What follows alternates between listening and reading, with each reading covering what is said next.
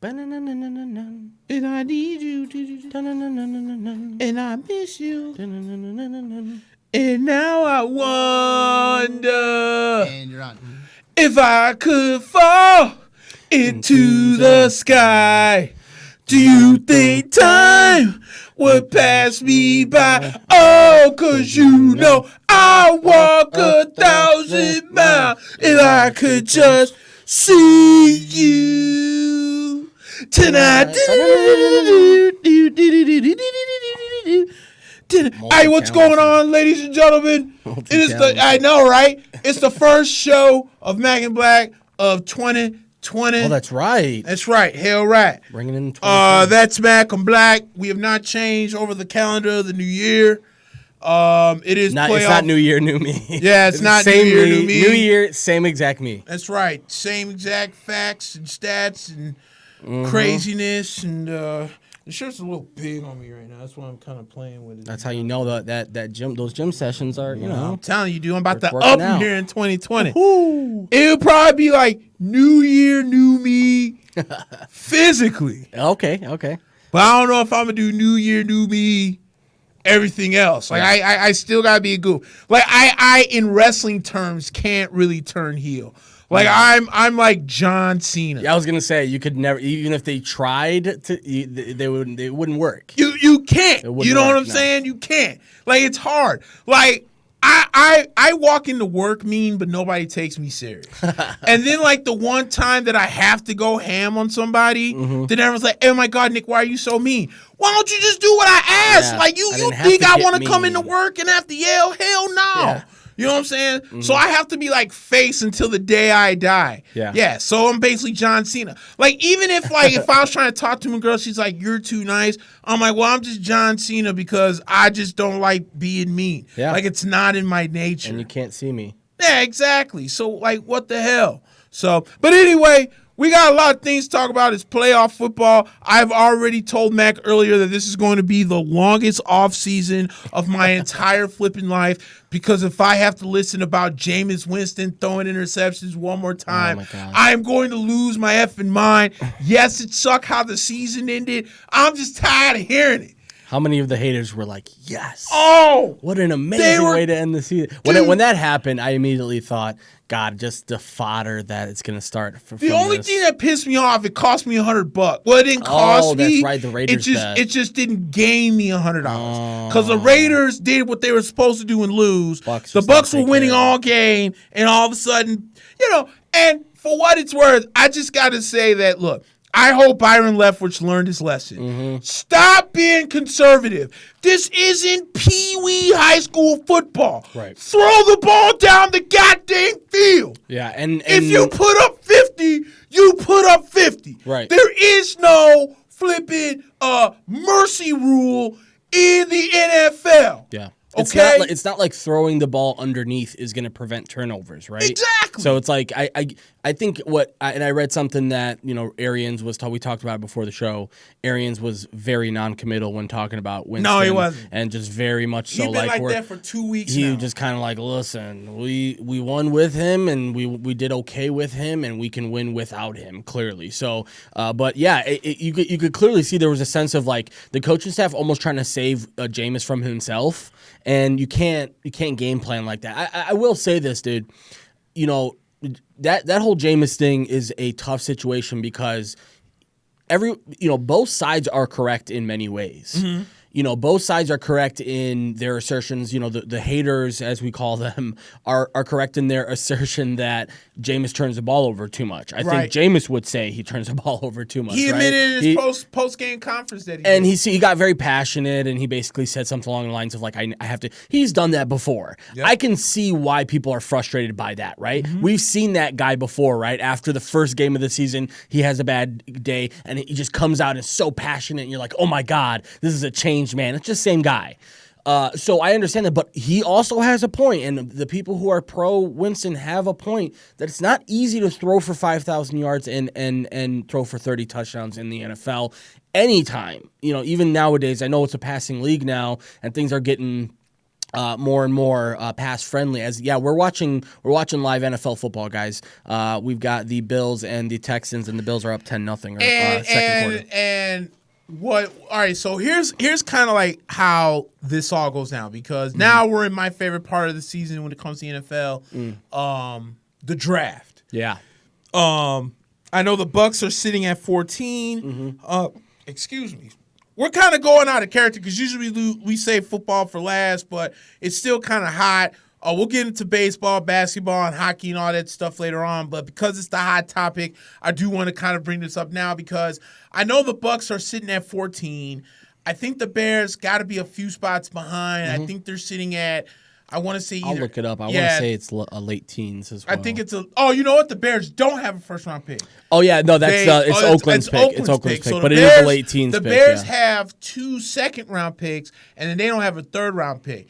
So, you're kind of working with that. And also with the bowl games going on, last week when we left out of here, Ohio State was beating Clemson 13-0. And we were talking about how this game's almost over. Right. But we were also talking about how Ohio State not scoring in the red zone twice kind of came back to bite them. And it 100% did. And like the funny thing is like it's so easy to blame the refs. Yeah. You know what I'm saying? It's so easy to say, they screwed us out of that targeting call. Was it targeting? Maybe not, but they thought it was fine. The catch that was a fumble. They called it incomplete. That was really close. It was bang, really bang. Close, yeah. I thought it was incomplete. I can understand why people thought that it was a catch, fumble. They're able to make the quote-unquote football move and all that stuff. Can't watch that in slow motion. Right. You got to watch it in real time. My thing is... Steven, I'm going to answer that here in a second. My thing is that Ohio State lost that game in the first quarter when you had Clemson on the ropes, and the only touchdown you were able to score was on a 70-yard up the middle J.K. Robbins touchdown. That's the only touchdown you were able to score. That's now 14 points you left up there. You lost by 8. Yeah. If you score those 3 touchdowns, it's 21-0. I'm not saying Clemson couldn't come back. The probability of it wouldn't have been that great. They were not on the sideline saying, "Guys, we're still in this. We can still win this." They're instead like, "Damn, we got to do a lot. We got to extend a lot of energy and whatnot." And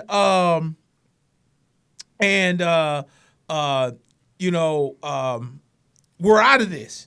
Yeah. But instead they're saying, no, we still got this, and they come back and win the game. So all the talk, it kind of seemed like all the talk that we were talking about Clemson not quote-unquote playing anybody all year in the ACC, now that whole shift turned over to Ohio State, where now everyone's like, wait a minute, Ohio State, and they're sort of right, really didn't play anybody significant. Yeah. Like, Michigan's okay, but you're not playing a top 10 Michigan team that you dominate. And Ohio State shouldn't be listing it Michigan as one of their premier games, right? That's just a normal game you play every year, right? Exactly. So we're not going to use that as one of your strong games. Ricky says Buffalo's very dominant. And the reason why I brought up the draft, because Josh Allen reminds me a lot right now of Justin Herbert. Our boy. Who I think could end up being maybe the second best quarterback coming out of the draft.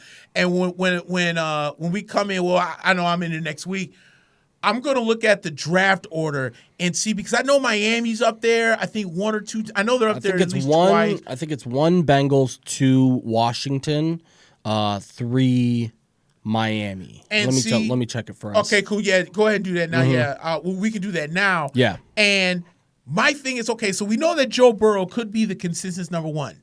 Could be. Right. Like, we thought that Sam Darnold was the consensus number 1 back 2 years ago, but the Browns fell in love with Baker Mayfield. Like, we feel that Joe Burrow is the consensus number 1. Yeah. But could Cincinnati fall in love with a Justin Herbert? When you watch Josh Allen, big arm, he's tall, he can move. Athletic, exactly. Yeah. Justin Herbert, tall, athletic, strong arm, and you're seeing Josh Allen right now kind of tear up the defense of the Houston Texans, which, by the way, I've always felt that Houston was very overrated. Yeah. And I'm kind of jumping all over the place, and we'll jump into all these topics, but it kind of feels like everyone's crying about, like Bears fans, hey, we didn't draft Deshaun Watson. Yeah. Bucks fans, hey, look at how Deshaun Watson's doing. This man scored 0 points at home in a playoff game. I don't know why I have any faith in the Texans. I think the last 2 or 3 weeks I've been talking about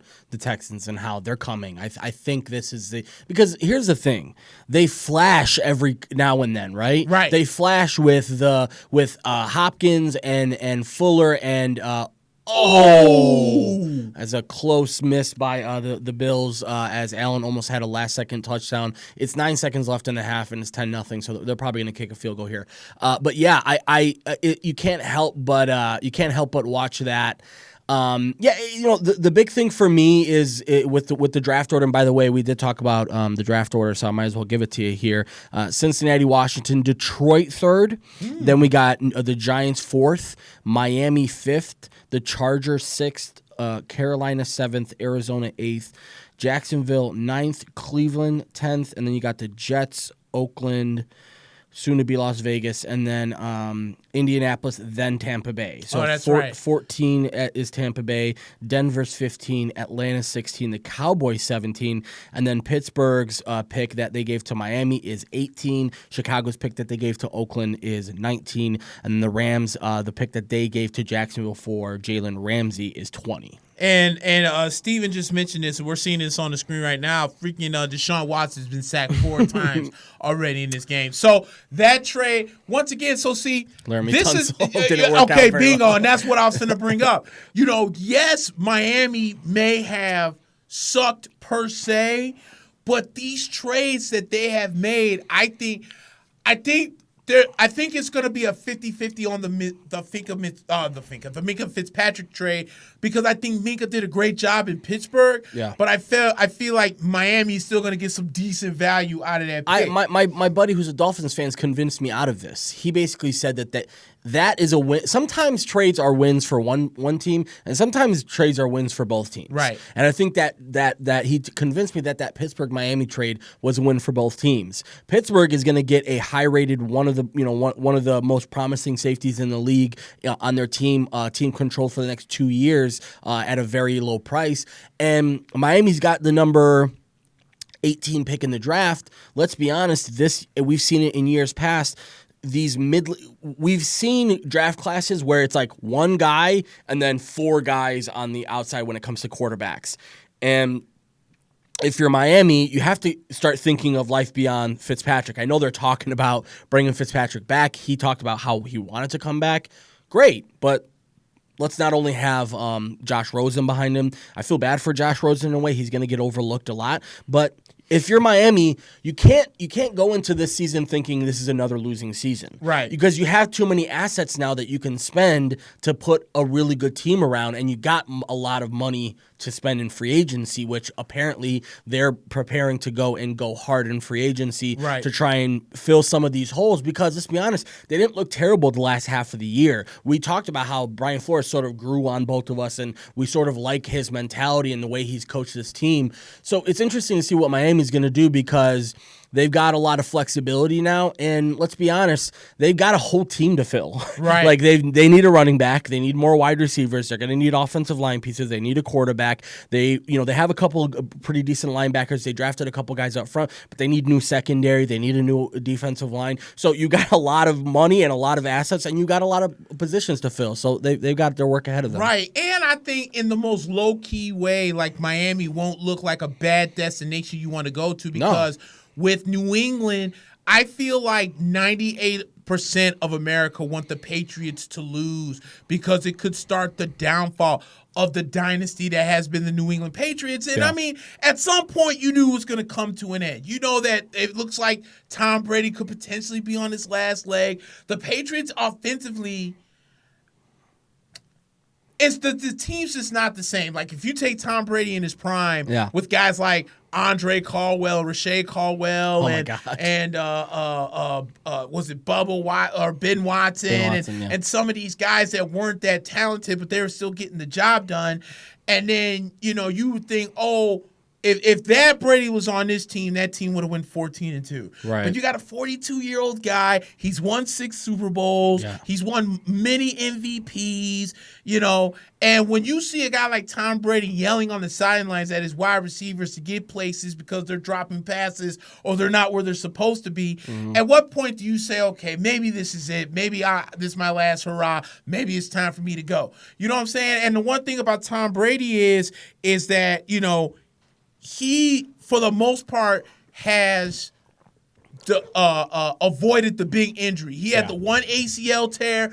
That was pretty much it. I forgot he even had that. That's right. Yeah. So and exactly. That's how healthy he's been. He's been the Iron Man. Other than that, he probably would have had the record for starts if it wasn't for that. And then the 4-game stupid. That's right. The over suspension. The yeah. I still find that dumb to this day. But nonetheless, though. My thing is so you got New England that's kind of fallen off. The Jets, I think the Jets are a good team, just not under Adam Gase. Buffalo, that we thought from the beginning of the year was going to, they wouldn't have taken out New England maybe for the division, right? But they definitely were going to be in a playoff hunt, and they're up 13-0 over Houston. Yeah. So if you're Miami, if you're Miami, you're the destination. You're saying like, okay, we went 4-12, but towards the end of the year, we started to really show flashes how good we really could be. Yeah. Now that Brian Flores put in his plan, and they got rid of some guys. You got rid of Kenyon Drake. Does Miami go running back there that high at 4? Was it 4? Yeah, so 4? Miami's at 5. 5. Do they go running back there? Because if you look at the first 5 picks right now, Cincinnati quarterback, Washington, I think, is offensive line. It's got to be Chase Young, too. It could be Chase Young. That would have to be a big option for them, too. Yeah. Because think about it. You're either going to have to go defense on someone as good as Chase Young, or you're going to have to go offensive line because Trent Williams is not coming back. Apparently, so here's what I heard. They fired Bruce. You hear they fired Bruce Allen. They fired Bruce Allen, and apparently that was sort of a way for them to say, "Hey, Trent, sorry about us almost killing you with the whole head tumor thing." And by the way, to speak about Miami, they were 5-11 this year, and Cincinnati was 2-14. So only a 3-game difference. Right. Going to Cincinnati in free agency and going to Miami in free agency right now are a big, like, you're going to still have some of the big free agents this year considering Miami. Right. No one's going to consider Cincinnati this year. So there's a lot worse options for teams than Miami right now. And you have to be honest, we've seen this with other teams that have undergone these types of, I guess, like retooling, rebuild. You can't really rebuild in football, right? You can just like try and retool because every single year it's only 16 games. You have to like try and compete and put out a competitive team. But at the same time, we were both kind of crying foul at the beginning of the season about how Miami was tanking and they were clearly not, trying to win games and clearly trying to sabotage the team.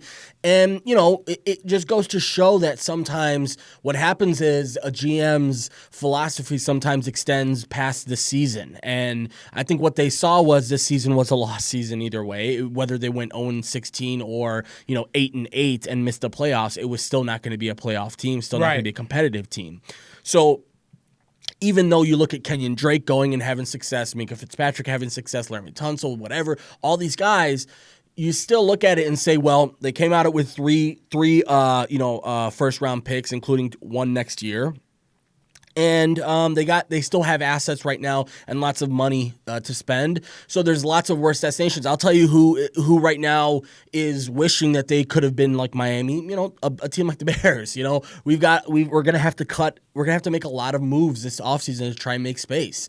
They restructured Kyle Fuller so he can get a little bit more. They made Eddie Jackson the highest paid safety in the league yesterday. I saw Gave that. him a 4-year extension, which was well deserved, but don't expect that to happen or to stay for very long. Jamal Adams is probably going to be signing within the next couple of weeks, so he'll probably jump Eddie. So Eddie will probably be the record for about 2 weeks. But yeah, it's right now financial flexibility seems to be, and you talked about how the Buccaneers have a lot of that. Financial flexibility in the NFL seems to be the key right now. If you can have, it seems like if you can draft well and have cheap assets that can play big roles on your team, you can do really well in this league. That's what Belichick did well for so long, was having these guys nobody's ever heard of that he drafted or undrafted free agents that he brought in and he found in camp. And next thing you know, this player has been, playing in every single game and plays a big role in this team. So you have to have a couple of those in order to hit on free agents. And we have to hope, especially the Bears, you have to hope to get a couple value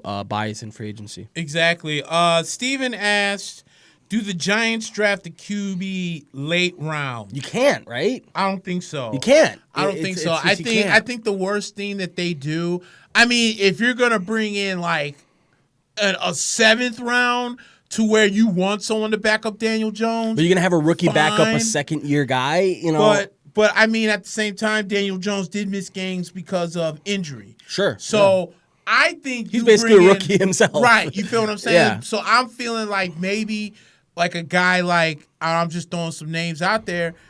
Okay, well, I guess I'll just play devil's advocate. What if Tampa doesn't bring Jameis Winston back? Yeah. If you're letting Eli Manning go, and you need a backup, Jameis wouldn't be too much of that bad of a option to put back there. Yeah. That is if Tampa decides to go that route. Yeah. Like what if like a Blake Bortles? Yeah. Do you bring it? Does he leave LA and do you bring him in? I think there's gonna be some veteran behind him. Tannehill's a free agent this year too. Ryan Tannehill. But you were right. I don't see him leaving Tennessee. And by the way, you were right last week about Andy Dalton. So he is under contract next year, but apparently it's 99% of his cap hit is a salary cap hit. So they're going to cut him this offseason. Okay. So Andy Dalton is available. He's another one. You're going to have Case Keenum come available. There's another one. Apparently there's a lot of word that the Bears have one of two guys in mind. Dalton is one guy on their radar. Another guy that's on their radar is Alex Smith. That Alex Smith apparently is coming back to football. His leg seems to be okay. If I'm the Bears, I'd probably stay away from that. Yeah. Maybe I would be. Let's just say I would be more okay with Dalton than I would be with Alex Smith. Right. So I don't mind Dalton though. And let me say this too, because the number one free agent name when it comes to quarterbacks has been Teddy Bridgewater. For some reason. And my thing is this. I think Teddy Bridgewater, to me, could end up being fool's gold. Because I think, first off, let's not act like Teddy Bridgewater was his barn burner before he got hurt when he was in Minnesota. He was an average quarterback at best when he was in Minnesota. And the team wasn't that great and either. They were not that great. Right. Thank you. Yeah. Right? Then, so he tears his knee up. Minnesota lets him go. He goes to the Jets. He was so good on the Jets that they ultimately traded him to New Orleans because they had, quote, one too many quarterbacks. Yeah. Then he goes to New Orleans and goes 4-0 in those games in New Orleans. But what's the one thing about Teddy Bridgewater that a lot of people aren't going to bring up because everyone's so in love they went 4-0? Unless I'm high and smoke, spice. It's legal now. Not so just weed. Spice. Spice. Okay. That's not legal. No, spice is not legal. Right. Yeah, okay. His arm strength did not look that great. No. At all.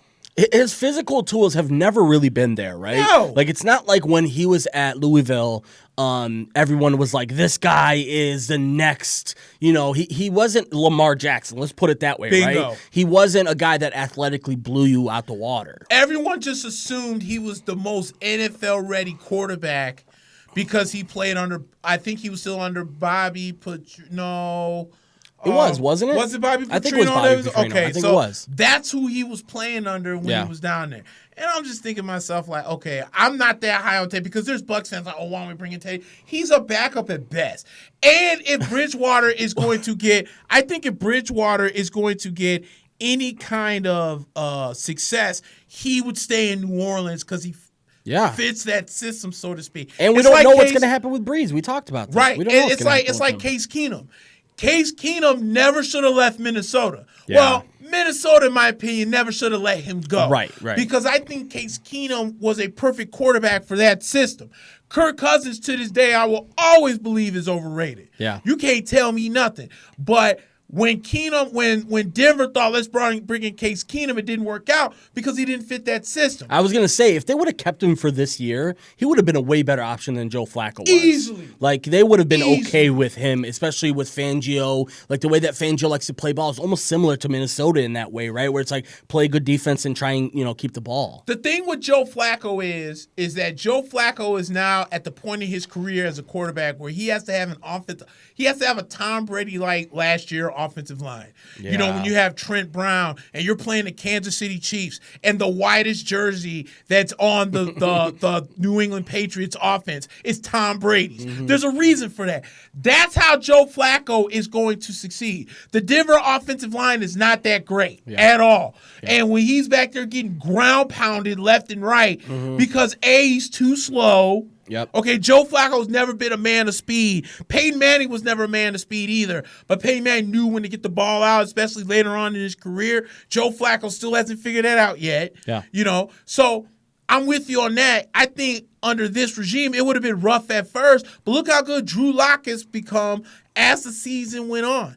You know, so bring up that list one more time. Yeah, sure. Because I'm trying to think of what teams. For? Just bring. So Detroit's third.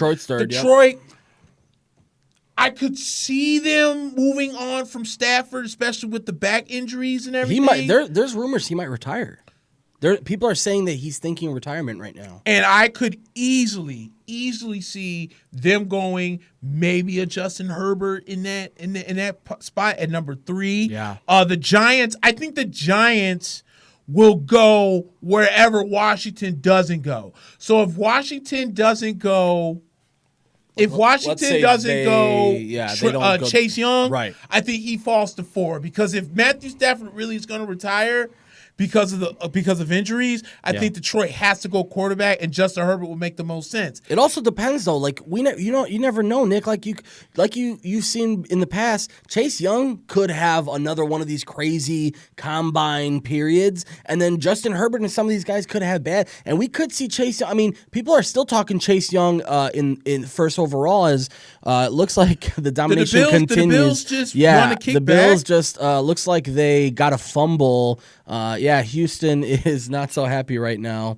And by the way, this is in Houston. Buffalo's doing this. It's 19-0 if this stands. Yeah, so the second half kickoff started, and the ball never went into the end. No. So technically speaking, that's so. What? Why did he rule that a touchdown?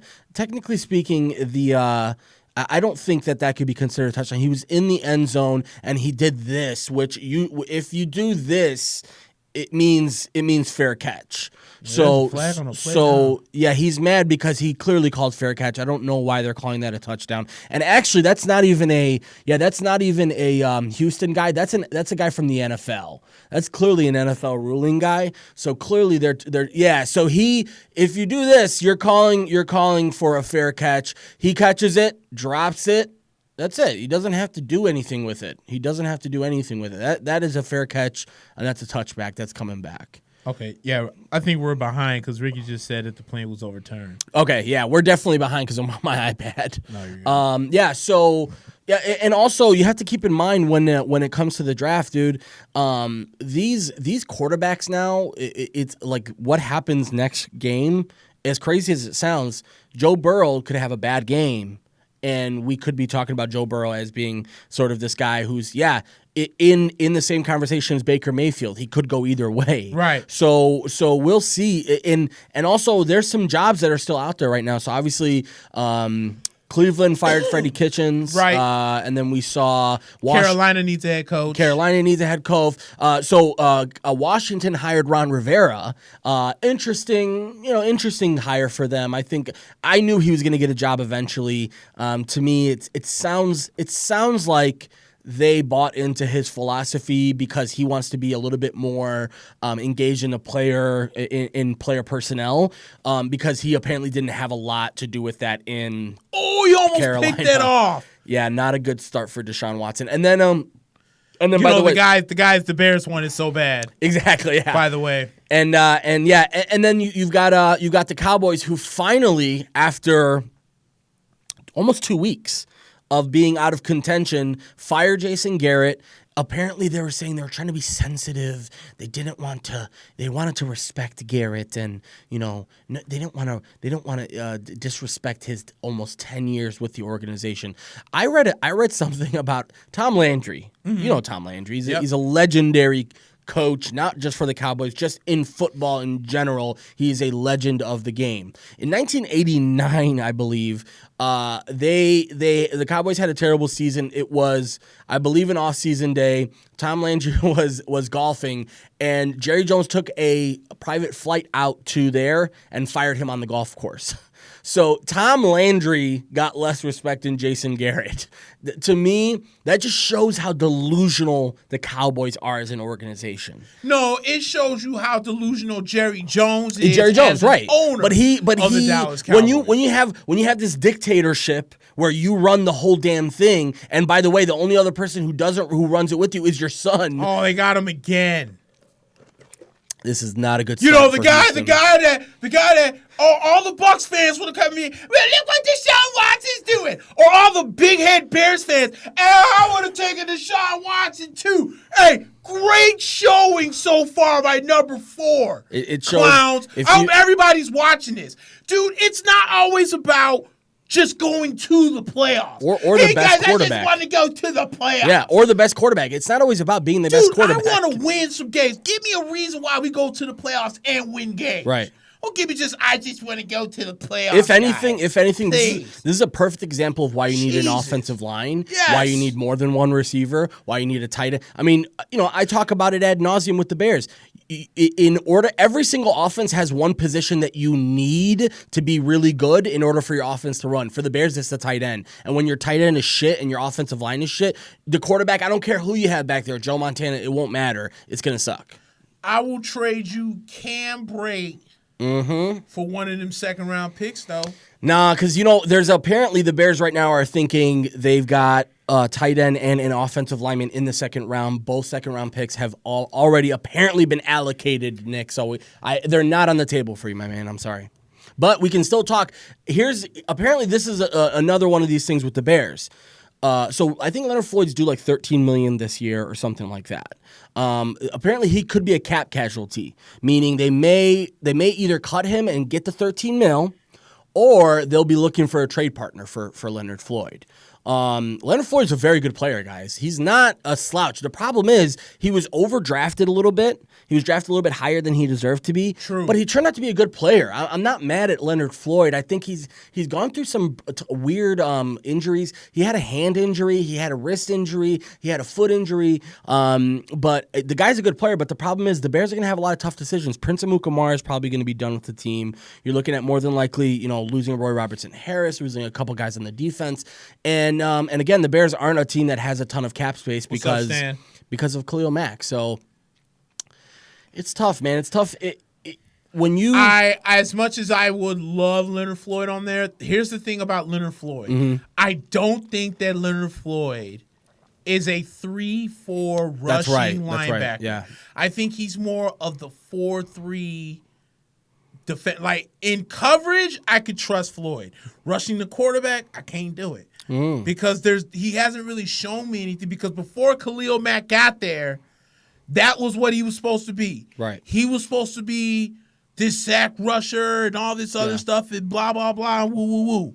Hasn't been able to do it. You would think he would have better numbers going across or playing with Khalil Mack on the other side. Right? And it still hasn't happened. No. So that doesn't work out for Tampa. Yeah. Because if Shaq Barrett didn't come out there and put up 19 and a half sacks and this man's fixing to get paid, then what a bonehead. We're rewatching this replay where the ref either doesn't see, because Johnson's way too casual right now for this to be a live ball, right? So the ref is saying, no, don't give it to me, and then he throws him the ball, and then he basically plays it like it's a live ball.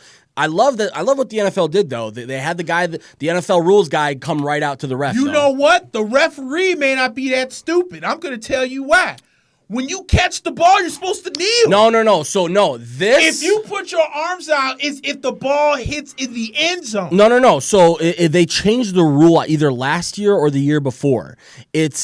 All you have to do now, is make contact with the ref and let him know it's a fair catch. Here, I was going to say, because 9 times out of 10, when people are kicking the football and they either wave their arms, it means it's going behind them. Right? No, right. So you can't put your arms out, catch it, and then flip. So that's why they do this, because what happens is if you can't, if the ref is not in an angle to see what you're saying, this means fair catch. So I've seen it before. Cordero Patterson does it all the time. The ball is bouncing right in front of him. He does this, and that's it. What happens is we missed it on the replay. The ref was running up to catch the kick, and he didn't see Johnson do this at the same time. So what happens is Johnson does this, and at the same time simultaneously catches the ball. The ref looks as he's catching the ball. Now the ref is thinking, oh, this is a live ball. He doesn't see this. So let me pull up the rule for you, because, Cordero Patterson does it all the time. So kickoff fair catches. It was 2018. They changed it. Basically, if a fair catch is made on a kickoff anywhere between the goal line and the 20. Oh, that's college. I'm sorry, guys. Yeah, I was going to say that didn't look right. Yeah, let me look up the rule for us here, because Cordero Patterson does it all the time, and it bothers me because it's like it's a live ball. Go grab it, Hey, can I ask you a question? Because Yes, we're sir. sitting here watching the Bills just completely tear up this Houston Texans defense. I'm going Doesn't to seem ask fair. a question that a lot of people are going to think I'm nuts on, but it's whatever. When do we start putting the O word on J.J. Watt? And he made a big deal about coming back today for off IR, which good for you, but he's not looking that great. He's not looking that great at all. Yeah. Like okay, I understand you were back-to-back Defensive Player of the Year. Okay, that's great. What have you done since? Torn this, knee this, shoulder this, arm this, commercials, torn pectoral, you're back. You're not getting any hits. Josh Allen hasn't, let alone been sniffed, let alone sacked. Like, what is it that everyone sees in J.J. Watt that I'm missing? Because I'm missing something. Like, I don't feel that J.J. Watt puts the fear in the teams like he used to. And now that you don't have Jadeveon Clowney on that other side, now there's nobody really scared of you anymore. Right. You get what I'm saying? This man's overrated to me. And Whitney Merciless is not really the guy that he used to be. No. And another referee mishap on the kickoff. The Bills player went to go field the ball and ran into the ref. And here's another thing about the big thing right now that I'm thinking with the NFL is, oh wow, yeah, it was a same exact deal there. It looks like they thought it was a live ball and he ran after it. The thing that I'm worried about right now more than anything with the NFL is that they're going to try and get gimmicky like the NBA is, which the NBA, we talked about in previous shows, are going to, test out or at least, I guess vote on a proposition that would have an in-season tournament, basically making it, more incentivizing teams who are out of the playoff picture to still be playing competitive basketball towards the end of the season. Apparently thinking maybe that the 9, 10, 11, 12 teams in the division play their own little tournament after the play or during the playoffs to determine the seeding of the draft. That I'm okay with. I just don't want it to be a separate tournament, right? What I would say is this. Okay, keep it the 1 through 8. I would reseed it. I don't know if you're a fan of this, but I would reseed it so that you reseed 1 through 16 after the playoffs. Meaning I don't want to have a superior Western team have the 7 seed be better than the 2 seed in the East. I want it to be balanced in a certain way. So that's fine with me.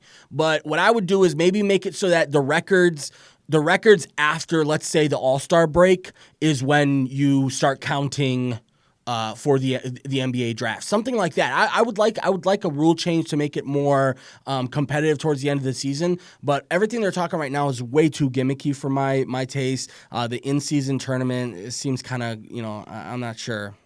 Seems dumb. It seems like one of these things where they're just trying to find a way, because we know that the NBA makes their money off TV. So the problem with the NBA right now is that, do you really want to go to a NBA game, regular season game number 35 against the Phoenix Suns.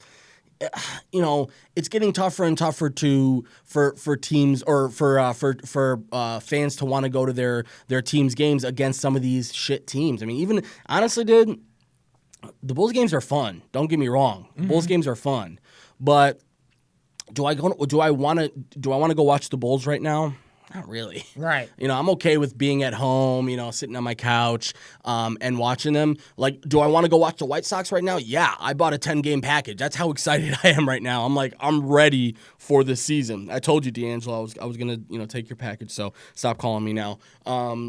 But yeah, man, this is one of those things where fans, we're going to see it in the NCAA now this season too, where they're thinking about changing some of the rules around the NCAA tournament and maybe making it more fan-centric. They're thinking about making it like, you know how they have Draft Town when they bring the the draft to your town. They have this sort of whole exhibit and the whole sort of, you know, this really nice. They want to do that with the NCAA experiment and have every single town that is hosting these games have this sort of, you know, fan experience. And that's cool, but you know, at the end of the day, it's not like you don't have people going to the NCAA tournament games, right? Right. People are going every year. They're paying big money to go, and it's not like they're paying big money to go see Duke either. They don't mind seeing the 16 seed play the 1 seed, you know. So to me, again, it's about greed. How can we make more money? And the NBA is already in that conversation, and the NFL is going to be in that conversation soon.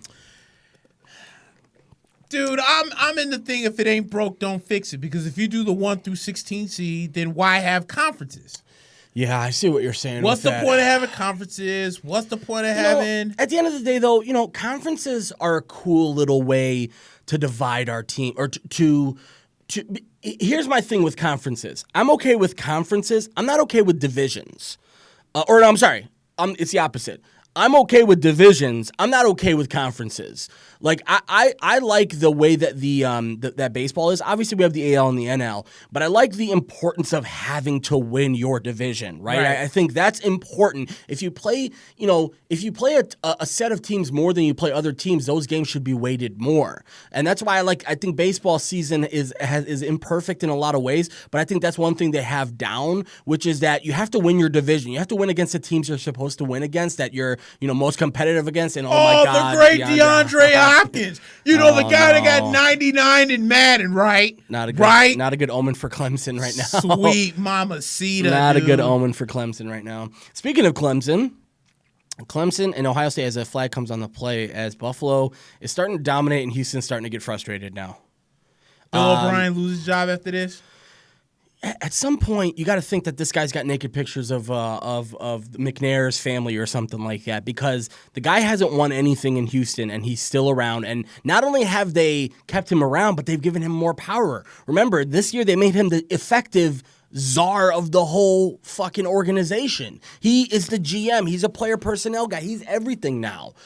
So if you're doing that, you're basically saying we're restarting. And to me, what they did this year, they went all in. Remember, they traded draft picks for the Tunsil and then they got rid of. Remember when they got rid of Clowney, they didn't get back much. They got back like 2 linebackers and a couple of late round picks, or mid round picks. So Houston right now is all in on this season, and probably not a good bet there, because 13-0 here, and it looks like Bills are taking over with 10 minutes left in the third quarter. By the way, guys, we're new here, so we didn't mention this before, but check out our website as always. Subscribe to us on iTunes, Mack and Black. Obviously, you guys know this by now. We're on Spotify, and if you didn't know we're on Spotify, then where have you been? And all you have to do, as we determined last week, is basically just tell your phone to play Mack and Black on Spotify, and it'll do it for you. Sure will. So do that for us, guys. And again, give us nice ratings on the iTunes. Say nice things about us, and just share the show out to your friends. Any support that you give. This man just got 3 legit yards on like 5 jukes. And I love Devin Singletary. This kid to me is the next generation of football because he's got all the running back sort of. That's just bad tackling. I mean, I didn't get to see much of the thing, but that's bad tackling. That should have been a 2-yard loss. But Nick, I couldn't help but watch. So we watched the LSU absolutely dominate last week against Oklahoma, and then we watched some of that game where Ohio State. They came very close to dethroning Clemson, but Trevor Lawrence stepped up big time, especially on his feet. Right. But I couldn't help but think during those games, why can't this be an 8-team playoff? You know what I'm saying? I am so with you. You can't help and also you can't help but watch some of these other bowls and some of these other bowls, especially like the Oregon game and some of these other bowl games. You can't help but wonder, like, these teams can compete with the teams that are in the playoff. I know that, okay, there's a lot of points that say, well, LSU was clearly the better team. It didn't matter who was going to be across from them. I disagree with that. I think LSU could be the better team and still win the game, but is it guaranteed that they're going to slaughter them like they did Oklahoma? I don't think so. I think Oklahoma was just sort of – we have a flawed system in college football right now. Yep. We're not seeing the best teams. As much as we want to believe we're seeing the best teams in the country ranked, we're not. And what we do know is that there's more than 4 teams that can compete for this. So I hope they're accelerating the thought process right now and changing that because it's needed right now. We need more selection. In fairness, here's the thing. My thing is this. I thought this was all flawed when Ohio State made the playoff the year that they lost to Penn State.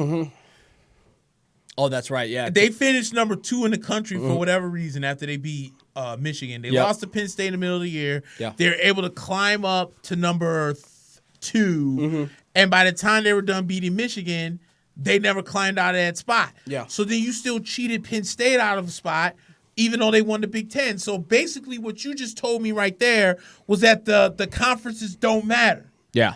You know what I'm saying? Because why have 5 power conferences if all 5 power conferences can't make the playoff? Right. If they're only eligible for it. You know what I'm saying? Yeah. So think about it like this. And even if that means that a Power 5 team, let's say, I don't know. Who won Oregon won the Pac-12. Who cares? Some team that's like 15th. Let's say if even Alabama finished in I think it was 13 or something like that in the ranking. Honestly, that team could have competed even without Tua. They could have competed. Dude, all the committee would have to do is figure out what 3 at-large teams deserves to be in there because Auburn deserved to be in there. Yep. Wisconsin deserved to be in there. I guarantee you Auburn LSU would have been a more competitive game than that Auburn OU game. And it ain't even close. No. You would have to figure out what is the 3 teams that get in, and then you would have to figure out the seedings. Yeah. It would be so much better than every Monday wasting an hour of everybody's time after week 7 to give me a selection show. Yeah, yeah. Well, Nobody flipping cares that's about the selection show until everything is done with. Right. Like seriously, nobody cares. The only reason why somebody would care is that J.J. Watt, as soon as I just talk smack, he gets sacked. The only reason why somebody would even care a little bit is let's say if your team's number 1, they fell to number 2. Now you got a week to talk about, my team never should have been number 2 in the first place. I know Ohio State fans like to cry, we stayed in that number 1 spot. That should have been our spot. We should have been want to be Oklahoma. Well, y'all ain't played anybody. Yeah. Not a thing. You think Michigan was your best win? Come on, man. You played a Wisconsin team. Isn't that the same Wisconsin team that just lost to Illinois? Yeah, I was going to say that didn't work out is that where you're going to hang your hat on? How about Lovie Smith's team, though, man? Hey, man. Hey, man, give Lovie credit. Back. Yeah, you got to give him time, dude. You got to give Lovie time. And apparently the freshman class next year is looking pretty good. So there's there's a good chance that they're throwing out there with that beard looking like a black Santa Claus. I was literally, dude. Jesus, And not only that, sometimes I look at Lovey, I'm like, all right, Lovey, you kind of look like you look like a little bit of a male, older senior male model with that beard. You can pull it off, my man. I wish to me. Lovey with that beard looks like personality Lovey, like he's bubbly, When Lovey with us, when he was clean shaven, you couldn't even get an answer out of him. He's just like, yeah, Rex is my quarterback. That's all you could get out of him on a weekly basis was Rex is my quarterback. We got to beat the Packers. Oh yeah, for us to win the division. By the way, there's a lot of people talking about, because Matt Nagy and the Bears, they did fire 4 coaches over the week. Boy, they got blasted for this. So, offensive coordinator Mark Helfrich, I believe. Harry Heiston was the offensive line coach, and then I believe they made some other shifts as well. There's clearly a little bit of a blame game happening here. Matt Nagy is basically saying that Harry Heiston, the offensive line coach, and Mark Helfrich, the offensive coordinator, were responsible for the run game, and that the reason why they got fired is because the run game was so bad this year.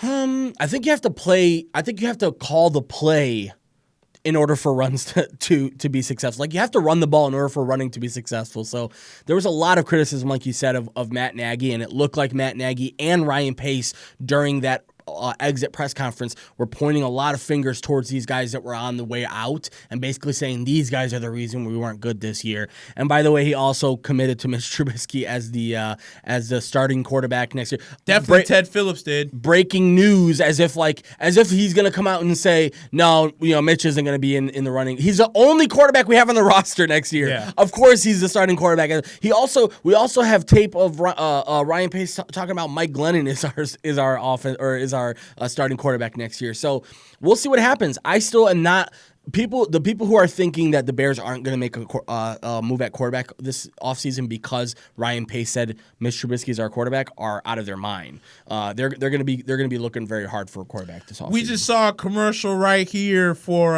Conor McGregor's overrated dumbass on the UFC. I'm actually excited for that fight. I'm just going to go ahead and for the second week in a row, because we got a fair amount of people that are watching this show, that I am officially for the second week in a row calling out Randy Couture for a 3-round, 5-minute fight.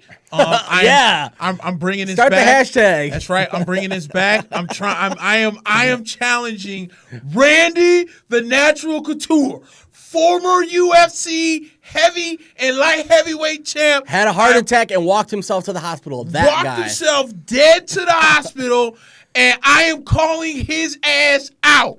I want a 3-round, 5-minute match with Randy Couture, and I guarantee you I will out-wrestle and ground pound the Natural. Oh, my God. And this is all I want out of this. Can we get this on pay-per-view, though? Whatever proceeds we make, give me my little cut. The rest can go to charity. Yeah. Okay? Like and St. Jude or something. As the Don King of the situation, I would obviously need to get my cut because I'm going to be promoting it like the Don King. And we'll get cameras. We'll get a fair amount of people to come out. You know what I'm saying? I'm already in the gym, so I'm going to start losing this. I'm going to start working on my wrestling techniques to make sure that they're crisp. And Randy's rusty. Randy's rusty. He's doing PFL commentating. That's why I'm bringing it out now in January. So he can get ready. Right. Yeah. And it's his off season now. The PFL season just closed in December. They gave away all their $1 million prizes and all their championship belts, which it was a very underwhelming card. I feel bad for PFL people who go to PFL get paid. The fighters. That's why Rory McDonald, he just went to PFL. He turned down a pretty lucrative deal from the Bellator, and Bellator was going to present him as the next contender of the fight of the belt rather, and he decided to go to PFL for more money. And fighters are doing that, but as far as the product is concerned, it's pretty tough to watch, dude. It's clearly a lesser product, and I think they've cornered the market that there's nothing else on New Year's Eve. So you're just kind of like, all right, it's the only thing on, so I guess I'll watch it, and that's what I did, and I watched it, and it wasn't that bad, but again, it wasn't like a UFC card. And by the way, last week, I didn't know, I thought it was this week, But we missed a Bellator card last week. Fedor versus knocked out Rampage. And But why all he is had to do that was fight he even blew on Rampage's chin just like, and then Rampage got knocked out. Like, that's just how old, and his chin is so bad that Fedor hit him with a jab. And by the way, people were saying that, this fight was fixed because when he, it didn't look like it was a knockout punch. Let's just say that, right? So people were saying it's a fixed fight. Fedor has gotten a lot of that accusation in the past because of how sort of embedded he is into Japanese fighting, and there's all this weirdness about Japanese fighting, and they're all juiced up, and they're all fixing fights and this and this and that. I just think Rampage is old as shit, and I think Fedor's old as shit too, and it didn't take much for Fedor. Fedor's a natural puncher. Let's remember, it doesn't take much for that guy. He's like Crow Crop in that way, where he could just be 50 or 60 years old and he can hit you with something that'll knock you out. What did Crow Cop say when they asked him how hard are your kicks? What did he say? Right foot hospital, left foot death. Yeah. Remember that? Graveyard. Yeah. But guess what, Randy? You can catch these right here. Yes, sir. And we're putting on pay-per-view. See me though. And don't let this frame fool you. Okay. That McGregor is trying to. He's trying his best to really, really promote this fight with Cerrone by calling out Khabib. I don't know why. He's been talking about Khabib nonstop for 3 weeks, and clearly Khabib is not going to be fighting Conor anytime soon. Right now, basically, Khabib has to wait until April to fight Tony. If that Tony fight goes well, let's say, for example, okay, I think this might be the biggest challenge of Khabib's career, Tony Ferguson. If Tony wins against Khabib, you almost have to run that back, right? You can't just have Khabib fight Conor. No. Right. So Conor is going to be waiting on Khabib for quite a while. Right. So I'm here's my thing about Conor. I'm not a huge fan of him as an MMA fighter, but the guy knows what he's doing promotion-wise. What I'm starting to believe, though, is that he's losing that because he's now not promoting his fight in the most effective manner. He's mad. He's essentially mad at Donald Cerrone because Donald Cerrone said, I'm not going to say anything bad about Conor McGregor. I don't care. That's not how I do it, which that's how he's always been. He says that he is in a better mind state when he's friendlier with his opponent, which I don't know. I've never stepped in a cage to fight, so I don't know how that would feel, but I can't imagine there's that much of a big difference. I can't imagine like Conor talking shit to Cowboy would do anything to Cowboy's psyche. But what happens is when you're, Masvidal now is starting to talk more and more about Conor. And that's making me think that Masvidal, he's going back and forth now. He said originally he would be okay with fighting Kamaru. Now he's going back to saying, why would I fight Kamaru? I'm a big money fighter. Now he doesn't care about the championship. Masvidal's a different breed. He doesn't really care about the championship for some. I mean, I'm not saying for some reason. I would say that the allure of the championship as a touchdown here for Deshaun Watson would make it a 16-6 game. I'll see if they go for 2 here to make it an 8-point game. Might be a little bit too early to do that. But why not? At this point, minute 33 left in the third quarter. It's 16-6. Let's see if they go for 2 here. But yeah, as far as the McGregor fight is concerned, it's worrying me now that Conor, we've seen his deterioration in the cage and that he's not as good of a fighter as he used to be, but we used to know that the Conor, the promoter, is going to show up and do a good job, and he hasn't done a tremendous job. Even his last shots at Khabib were kind of weak. It was like, I smell shit in the air. I can do. It's like all this kind of like very mythical. You can tell that he thought of this like 2 weeks before, and he's like, all right, let me rehearse this. And Khabib, to give credit to Khabib, he's not giving any attention to Conor right now. He basically knows that he's got a big test ahead of him in April for the 5th time. Lord help us make this fight happen in April. Khabib versus Tony Ferguson. Let's hope it happens and nobody gets hurt. I don't even know why I said that, putting that bad juju out in the universe. Sean says Conor KO first round, horrible matchup for Cowboy.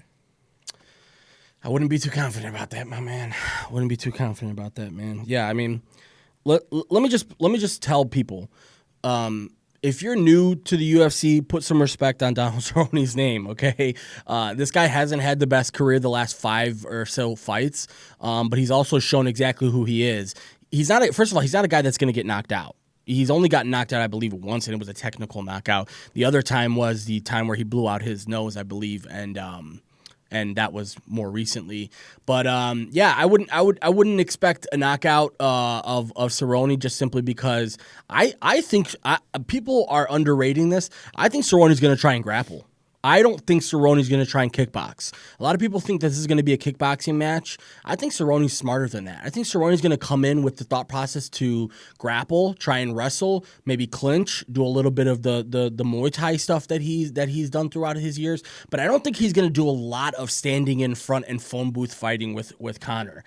Nobody really wants to phone booth fight Conor anymore. And Khabib actually gave the blueprint for that. You don't have to phone booth fight Conor. And also, you can still get a shot in on Conor even without being in the phone booth with him. Right. We saw it with Khabib. He threw that looping left and it knocked down Conor. And Conor now is coming back and saying, well, I came out lackadaisical, and if I don't come out lackadaisical, then I will be You're saying that you purposely fucked yourself over and you're giving yourself credit for it. Like, idiot. You're saying that, hey, I'm the reason why I lost, not he's not better than me. I was the reason why.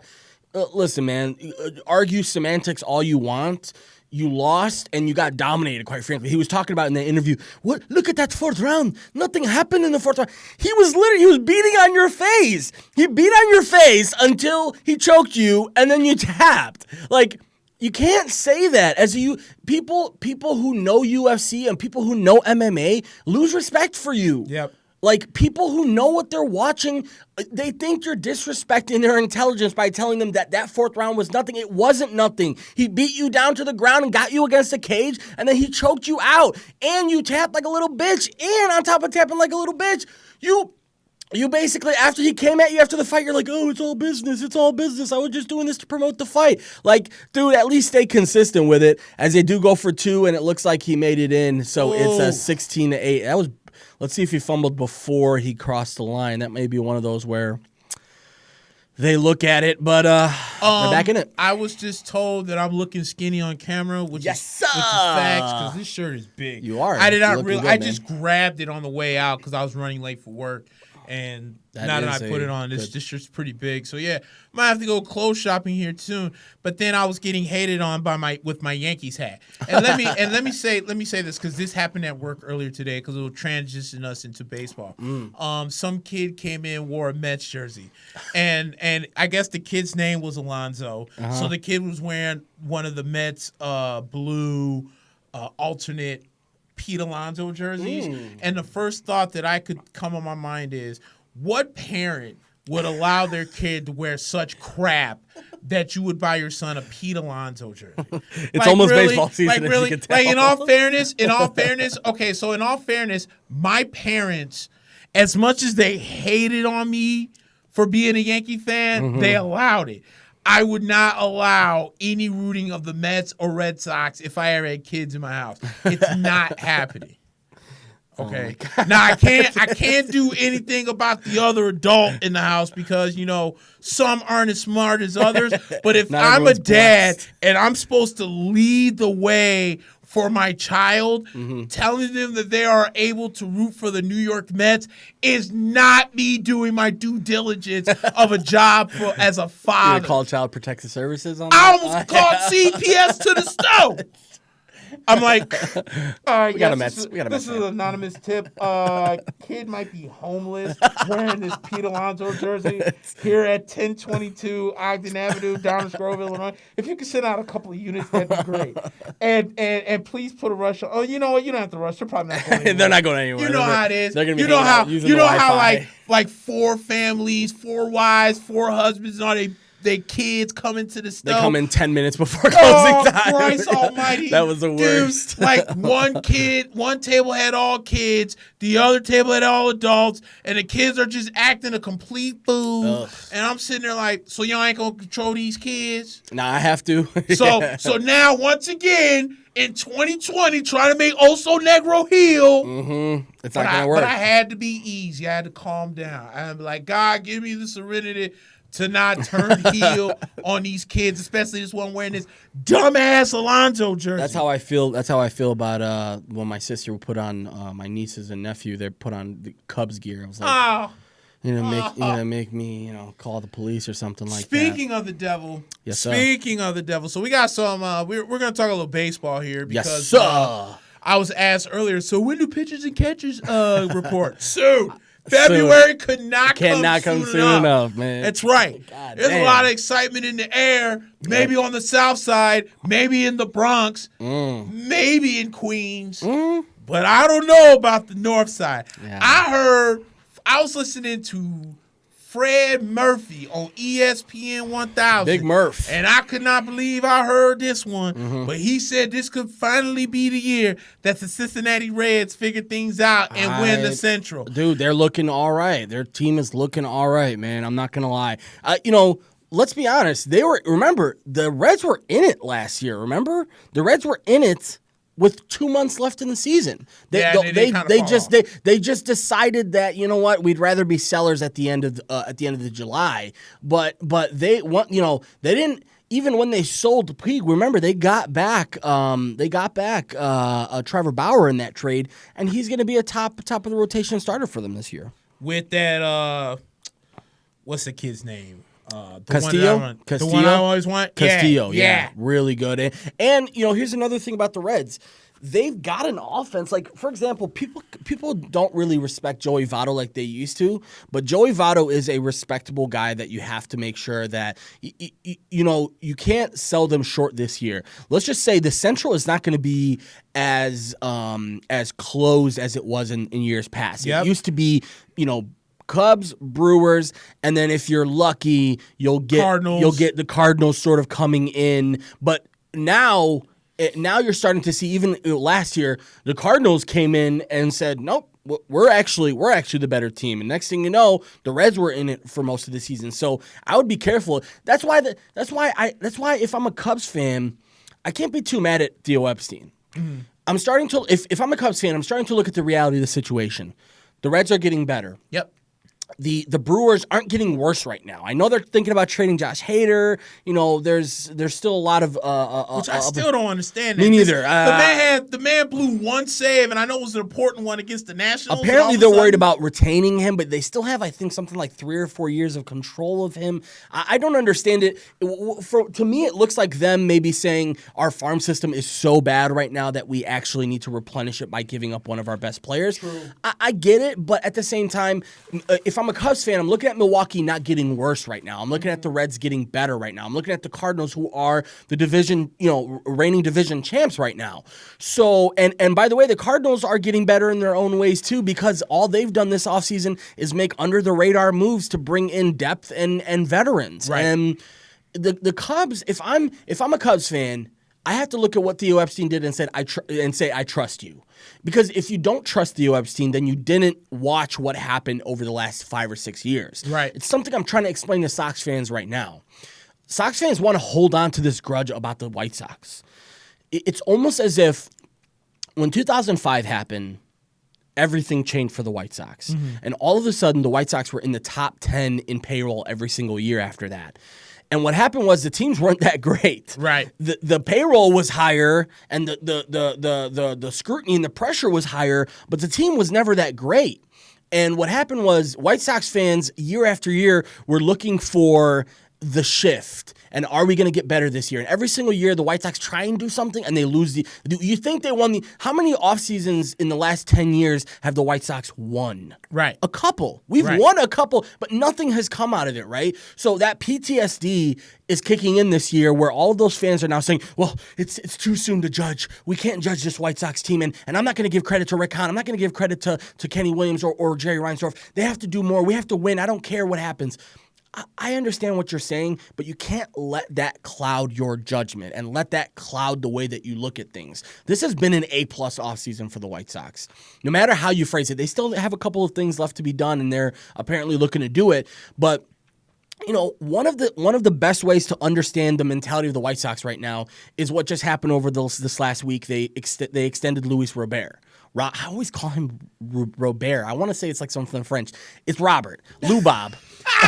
Lou Bob, as I like to call him. Louis Robert. La Pantera. La Pantera. Sissy. Yeah, I don't know why I call him Robert. It's like with me, I want to call Giannis like every single time I say his name. But anyways, yeah, the White Sox. That's because that's how it's spelled. That's true. That's true. But so Luis Robert is a guy that he's 20 years old. The White Sox basically could have played the Chris Bryant game with him. Right. They could have left him off the opening day's roster, waited, got another year of control over him, and basically fucked this guy over for the next 6 years, paid him nothing. He would have been one of the best players on our team.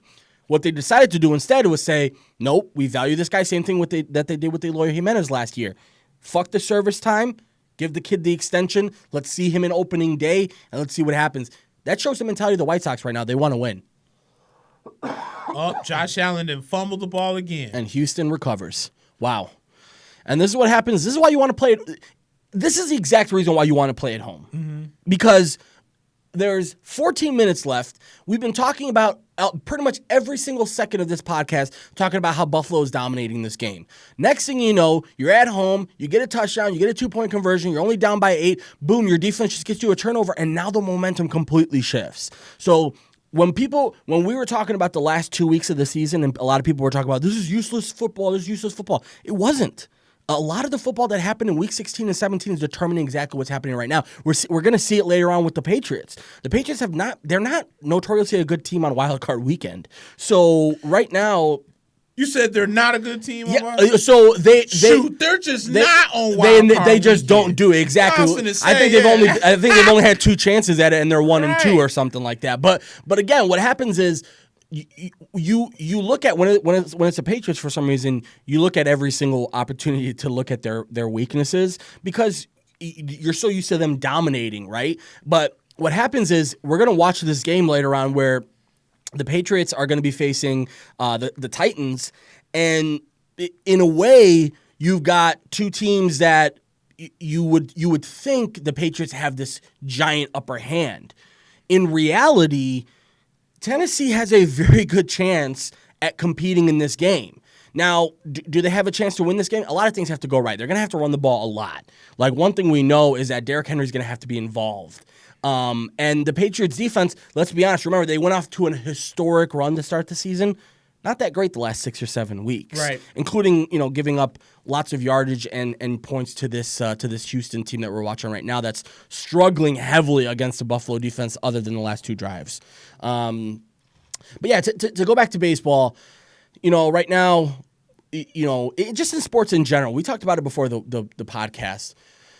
I think there's 2 types of fans. There's fans that look at, there's fans that look at things objectively. And there's fans who sort of think they're looking at things objectively, but are really just looking at things pessimistically. And I'm not necessarily an optimist. I like to think of myself as a realist, but I also like to make sure to understand the positives of something. And when you see an offseason like the White Sox have had, and you have the lack of success that we've had over the last couple of years, you have to put things into perspective. I've heard a lot of people saying, "Oh, I'm not ready to give the White Sox the division yet." I'm not either. But I'm telling you right now that this is a far better team. That Rick Renteria has a far better roster to field, and you should be excited for the season. That doesn't mean that we have to automatically just start getting the parade ready. It could be a little bit of a middle ground.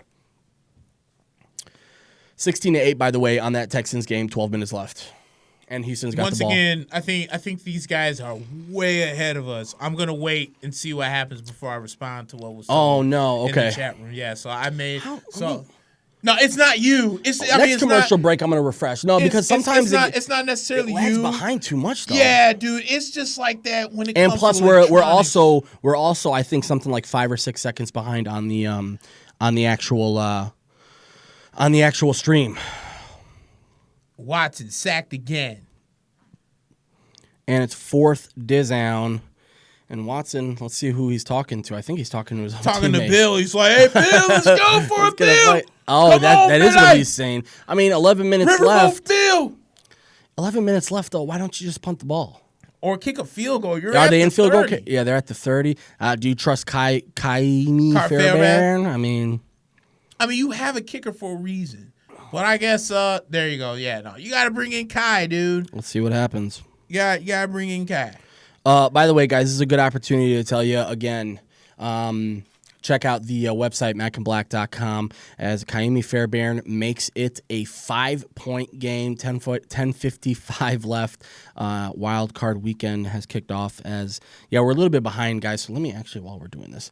But again, guys, check out the website, mackandblack.com. You can actually take a look at all of our previous episodes there. These usually go up. The live ones usually go up a couple days after. You can get the audio versions, and then you can also check out PodRiver.com. That's our network. Do you know this is eerily the same shirt and hat combo I wore when I went to Citi Field in my? Oh, really? It is exactly. Were you wearing Mets orange at the time? I was trying to trying to go a little both. I was trying to how do I say this? Blend in. Oh, I see. Yeah. Okay. You know what I'm saying? Yeah. Like I was trying to be like the covert op hater. So like I didn't want to go in full Yankee to stick out like Waldo. It can't be that bad. It can't be that bad in like at Citi Field for Yankees fans. You know what? It's really not, dude. They saw me wearing a hat. No one really said anything. Other than the occasional Yankees fans. Yeah. You know, it wasn't really that bad because a lot of the Met fans were there to just see Pete Alonso smash home runs. Yeah. I mean, it was almost eerily like the Cubs in their heyday when Sammy Sosa, most Cub fans weren't going to the games because they wanted to see the Cubs win. They just wanted to see Slamming Sammy knock balls 500 feet out of Chicago. Yeah. That's all that was. I used to work with a White Sox fan, and he called the Cubs fans a cult. He said because all the Cub fans wonder is if all they could tell you is if Sammy hit a home run. They couldn't say if they won or lost or nothing. I don't know if they won, but Sammy went 2 home runs. It wasn't him left on Wayfield Avenue. Yeah. That's all they could tell you. That's the funny thing about baseball too. That's how long the season is. I was watching that Baseball by Ken Burns documentary, and they went through the DiMaggio and Gehrig era, and the transition from Gehrig and Ruth into the DiMaggio era. Right. And they talked about the DiMaggio 41 season, I believe, where he hit 70, or it was, I don't know how much it was. It turned out to be, he broke the record by like something by 20 in the consecutive hit streak. But they talked about how because baseball was such a huge part of American culture that all you had to do was walk into your local, because, news was not on the TV at the time. So news was all at the newsstand, right? You had to go to the newsstand, to the newspaper to figure out what happened.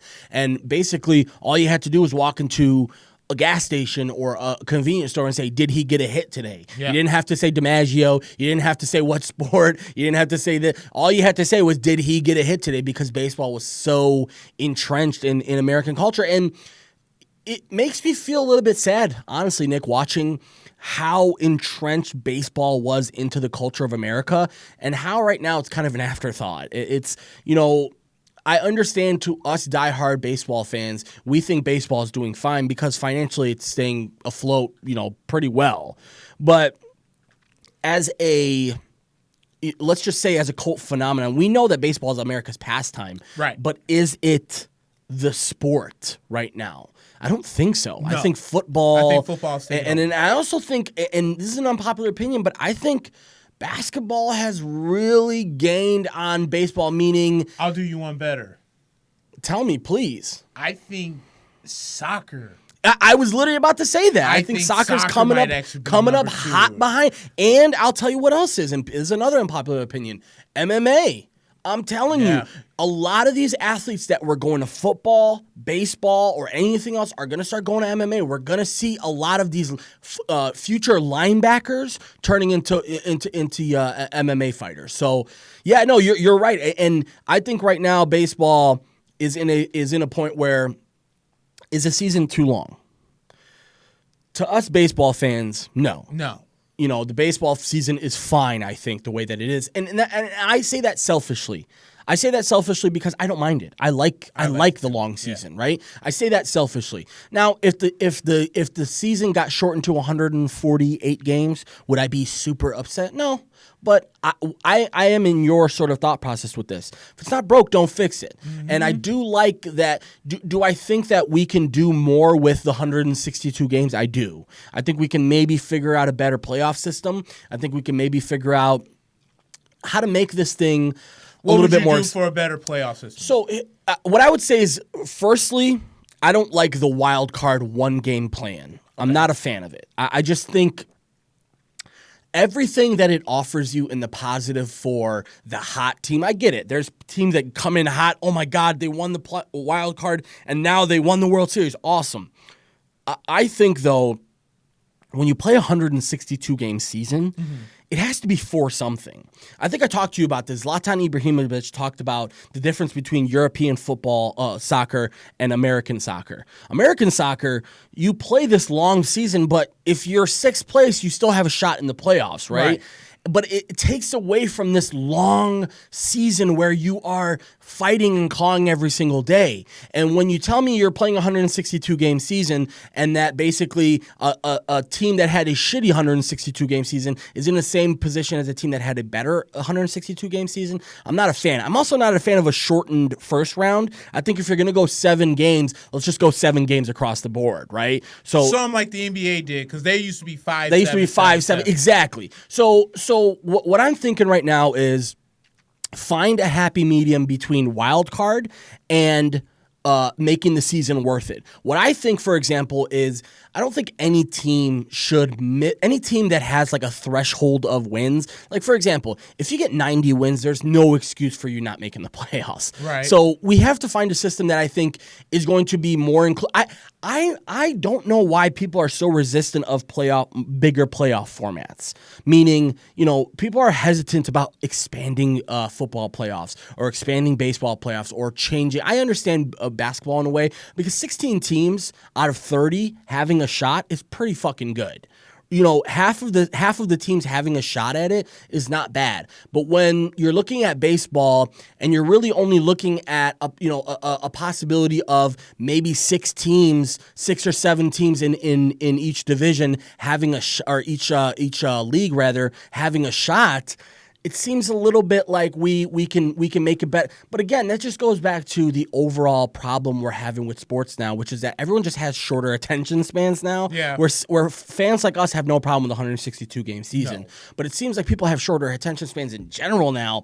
Just, iPad and just the instant generation. We're so used to like internet now. This now, if this doesn't happen, it reminds me of my favorite Louis C.K. bit. He's like, you're like wondering, God, my phone. He's like, can you give it a second? It's going to space. Right. Like it's going to space. Can you give it a second? And it's that mentality that we have about everything now, which is like, I need instant gratification. So maybe that has something to do with it. But I'm in your boat though. I wouldn't be mad if nothing changed with the playoff system. I just think there's more things we can do with baseball to make it a little bit more exciting and make the 162 games worth it. True. I don't know how I feel about that change in the first one from 5 to 7, because if we're complaining about prolonging the season, the only way that I would be okay with the first round being 7 games is if you're going to cut off games from the regular season. Sure. Because if we're already complaining about baseball being too long, adding potentially 2 more games on it, it doesn't seem like a lot per se, but I'm pretty sure someone's going to complain, or the MLBA themselves are going to complain. And you know how I am. If it ain't broke, don't fix it. No, I agree with that. I think them adding the second wild card to let more teams be in it was a step in the right direction, and I actually kind of like it because it does bring excitement. It does give more teams a chance, because let's say if you're let's take, I guess, the Yankees from a couple years ago, a team that won 101 games. Yeah. Technically, in the old playoff system, they would have been the wild card. Right. There's no doubt about it. Yeah. But then you bring in the A's who won that second wild card. That race now becomes even better because Tampa Bay was chasing them. Yeah. I think the Angels were kind of chasing them. Yeah. And they ended up winning it. And I think it makes those other teams more exciting because if you think about it, if the Yankees would have just run away and hide with the wild card, well, then the A's fans, the casual baseball fan, the Angels fan, and the Rays fans, well, I mean, they don't give a damn anyway. But for the most part, they wouldn't have given a rat's ass about the last 2-3 weeks of the season, no matter how exciting it was. Yeah. Oh! As Deshaun Watson hits DeAndre Hopkins for a big one, it looks like they're in the red zone. 8:45 left. It's 16-11 right now. If Houston scores a touchdown, they go up. And Buffalo's defense is not looking good right now. I mean, didn't really get that much separation on the double move, but I mean, that's just a good throw by That's a very Watson. good throw and a very good catch because, that's oh, yeah, he barely made that. And, yeah, so they're inside the 30 right now. Still plenty of time for Buffalo. You're not panicking or anything, but you would like to hold them to if you're Houston, are you even thinking 3 here? Like, I think it should be 4 down territory all the way down the field. Well because I mean, what are you going to do? But then again, the defense has stepped up kind of in the second half. The overrated one, J.J. Watt, has kind of finally got on to. we like the fire under him. Yeah, exactly. Down by 5, you almost have to go for a 6 here. You can't just settle for 3 and kick the ball back though. You could, but it's not ideal. I think you would like to control your fate here under 8 minutes left at home. We'll see though. They are at home, so that might incentivize them to kick the ball more as Watson drops back and he is going to scramble for a couple yards. Yeah, so baseball season can't come soon enough, man. It really can't. And I know you're talking about trading for the trading that could happen of Josh Hader. Yeah. The number one team hot on his heels are the aforementioned New York Yankees.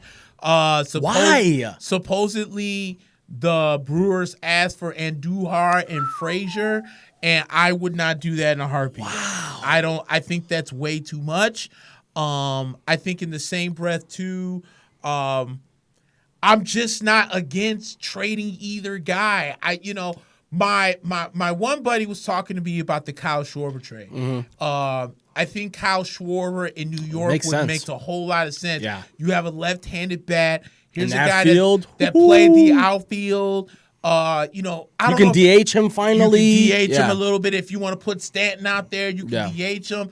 So I think that there's a lot of room that you could do with it. And he said, well, would you trade Andujar and we should trade Andujar and Frazier for him?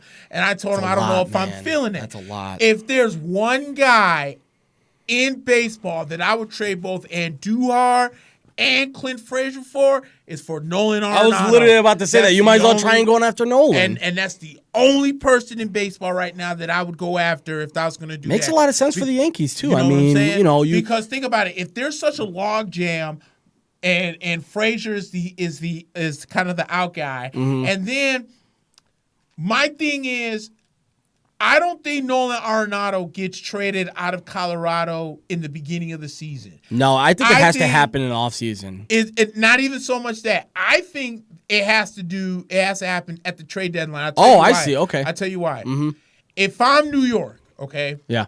Let's say Gio, his bat doesn't match up like it did last year. Right, because he's got a good glove, but his bat finally came alive last year. And let's say if Andujar comes in and he's starting to show more life from the shoulder injury. Mm-hmm. If you're the Yankees and you're talking about going all in, dude, this isn't even close. You would have to dangle both guys to get them. My only issue is, how much is the Yankees going to eat that contract? Because if I'm New York and I'm like, okay, I'll take on Nolan Arenado. Yeah. And I don't mind trading him to you. It's just, if I have to take on the whole contract, I'm not giving you a sweet pie. The same thing that happened with Giancarlo Stanton. I bet you if Florida or Miami would have said, we'll eat half of this, either Andujar or Frazier's in Florida. Sure. But because they said, well, we'll eat the whole contract. That's part of the value of the trade. Right. Yeah. Then you get Starlin Castro and a AA prospect. Sure. You get what I'm saying? And they were okay with that because they didn't have to eat. They didn't have to eat a lot of that money. Exactly. Yeah. So that's why I think that's where it comes with Nolan Arenado, and that's why I was so confused when a guy like Mike Trout or a guy That was a dumb play call. If a guy like Mike Trout and a guy like Nolan Arenado re-upped with their respective teams for so much money, because no offense to Nolan, for as great as a player that he is, you couldn't have sat there and said to me, okay, I'll sign a 11-year deal with $300 million, knowing good goddamn well that the Rockies aren't going anywhere. But I will say this, to be fair, after looking at some of the contracts that have happened the last couple of seasons, that Arenado trade is going to be run-of-the-mill in another 2 or 3 years. It's not going to look too crazy. It's going to be high money. The problem is that Arenado is so good. Touchdown Houston, and we're behind. But, guys, we just saw that touchdown by Houston. So, Houston's up here. Looks like I think the scorecard will probably tell you go for 2 here. Yeah, they're going to go for 2 and hope to go up by 3. But, yeah, man, it's interesting you talk about the hater stuff because – first of all, if you're the Yankees, I get why you would want a guy like Josh Hader. Why not? But I don't understand. Like the White Sox right now apparently are kicking the tires because they missed out on Will Harris. Will Harris, a really good right-hander, setup guy. He's from Houston or has played the last couple of years with Houston. Really rock-solid consistency guy and a pretty good value. His AAV is not really that high for a high-leverage bullpen guy like that. He signed with the Nationals this week. So the White Sox right now are looking at some more high-leverage bullpen guys, but the problem with that is, the White Sox, it doesn't make sense for us to give up any of our prospects for a guy like Hader. I know Hader's very good. I know he's a guy that's good against righties and lefties. So, I had a lot of people tell me, because I was talking last week, why would you need another lefty? And they're saying, well, Hader's different. He's not like any other lefty. He pitches really well against righties too. I get it. But what I'm saying is it's just, we have to accept the fact that in baseball, it's easier for a right-hander to hit a left-hander most of the time. It doesn't really matter who the pitcher is. We saw it with Aroldis Chapman. Aroldis Chapman is one of the best pitchers in baseball, and for some reason, left-handers, we know left-handers it's harder to hit him, but for some reason, right-handers can hit him. It's not impossible to hit him. We saw it with the Altuve thing in the ALCS this year. So, I'm not a huge fan of giving up prospects for Hader. If we're going to talk trade here, I would like maybe a guy that I can at least get a couple years of control with. I was thinking somebody maybe along the lines of like someone, that can be a high leverage. I think, I like the guy that they have in Oakland. His name is escaping me now, but he's an older guy. I think it's Trainin. Yeah, he's pretty good. But the problem right now is that there's there's so many free agents now that, like, why trade anything when there's free agents out there? So, just go and get what you can, but I'm happy with the offseason either way, and I think the White Sox will have a couple more moves left in them. People forget there's still a lot of free agents left out there. There really is. It's not like everyone's gone yet. There's still a lot of bullpen pieces, a lot of utility. I'm hoping the White Sox make a shot at Brock Holt. I really love Brock Holt as a utility guy. He can play basically every position on the field. He's a left-handed batter who's proven that he doesn't have to play every day to be effective, which that's a lot of the problem with the utility guy is a lot of guys in the league can be really good players if they play every day. But if you don't play them every day, they're not going to be good players. You can't just tell a guy coming in the 8th inning and every single guy can do that. Just not the way it is. That's why you see it's so specific to have these super subs or guys on your bench. And let's not forget, you have one extra guy on your roster this year now. So a lot of teams are thinking. A lot of teams in the past have already had more pitchers on their roster in general. So the thought process this year is going to be that the benches are going to be extended a little bit, and you're going to see a little bit more of, all these NL people, the baseball purists of, you don't know what it's like to do a double switch or to use your bench effectively. okay, we get it. Now we're going to have an extra bench piece, so you get to be happy that there's more strategy to it. Which is an utter so joke. Stupid. We have to watch pitchers. These fucking guys that get paid millions of dollars to throw the ball have to go up there looking like little league hitters against a major league. Yeah, because I want to see fucking even I hate this whole thing with Madison Bumgarner. There was a whole 3-page athletic piece on Madison Bumgarner. He chose the Diamondbacks. He fell in love with the Diamondbacks park when he went there, and he wanted to pitch there, and he wanted to hit there, and he couldn't wait. Madison Bumgarner to me is kind of a clown. I've always thought he was a clown. But even especially after over the last 2 years, and especially I we agree. both know what incident I'm going to talk about where Max Muncy hits a fucking towering home run into the ocean, and Madison Bumgarner staring at him hard all around the thing as Devin Singletary. What a long developing screen! Oh man, I wish he would have just been a little more patient with that. 420. We're at 426 here, guys. And we're watching Buffalo drive what down. a play call. You think that's To the going other right side. Yeah. It went left.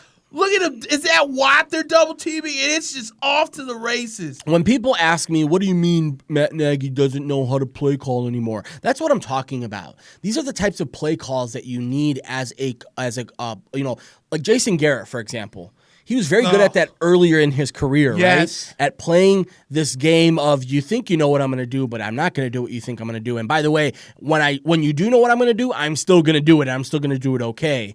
Now the game has changed, and once that leaves you, it leaves you. But yeah, I don't even know who the OC is in Buffalo, but I've been impressed with them all season. I think they do a really good job of making sure not to overload Josh Allen too much, but also not rely too much on the running game. And we see Devin Singletary. This kid is going to be special, man. I know Frank Gore. Frank Gore thinks that this kid has a chance to be one of the best running backs in the league, and he's talked him up. And I guess that's what you do when you've got a young rookie and you're the elder statesman. But he's won the starting job here for them, and he's been amazing for them the last couple of weeks.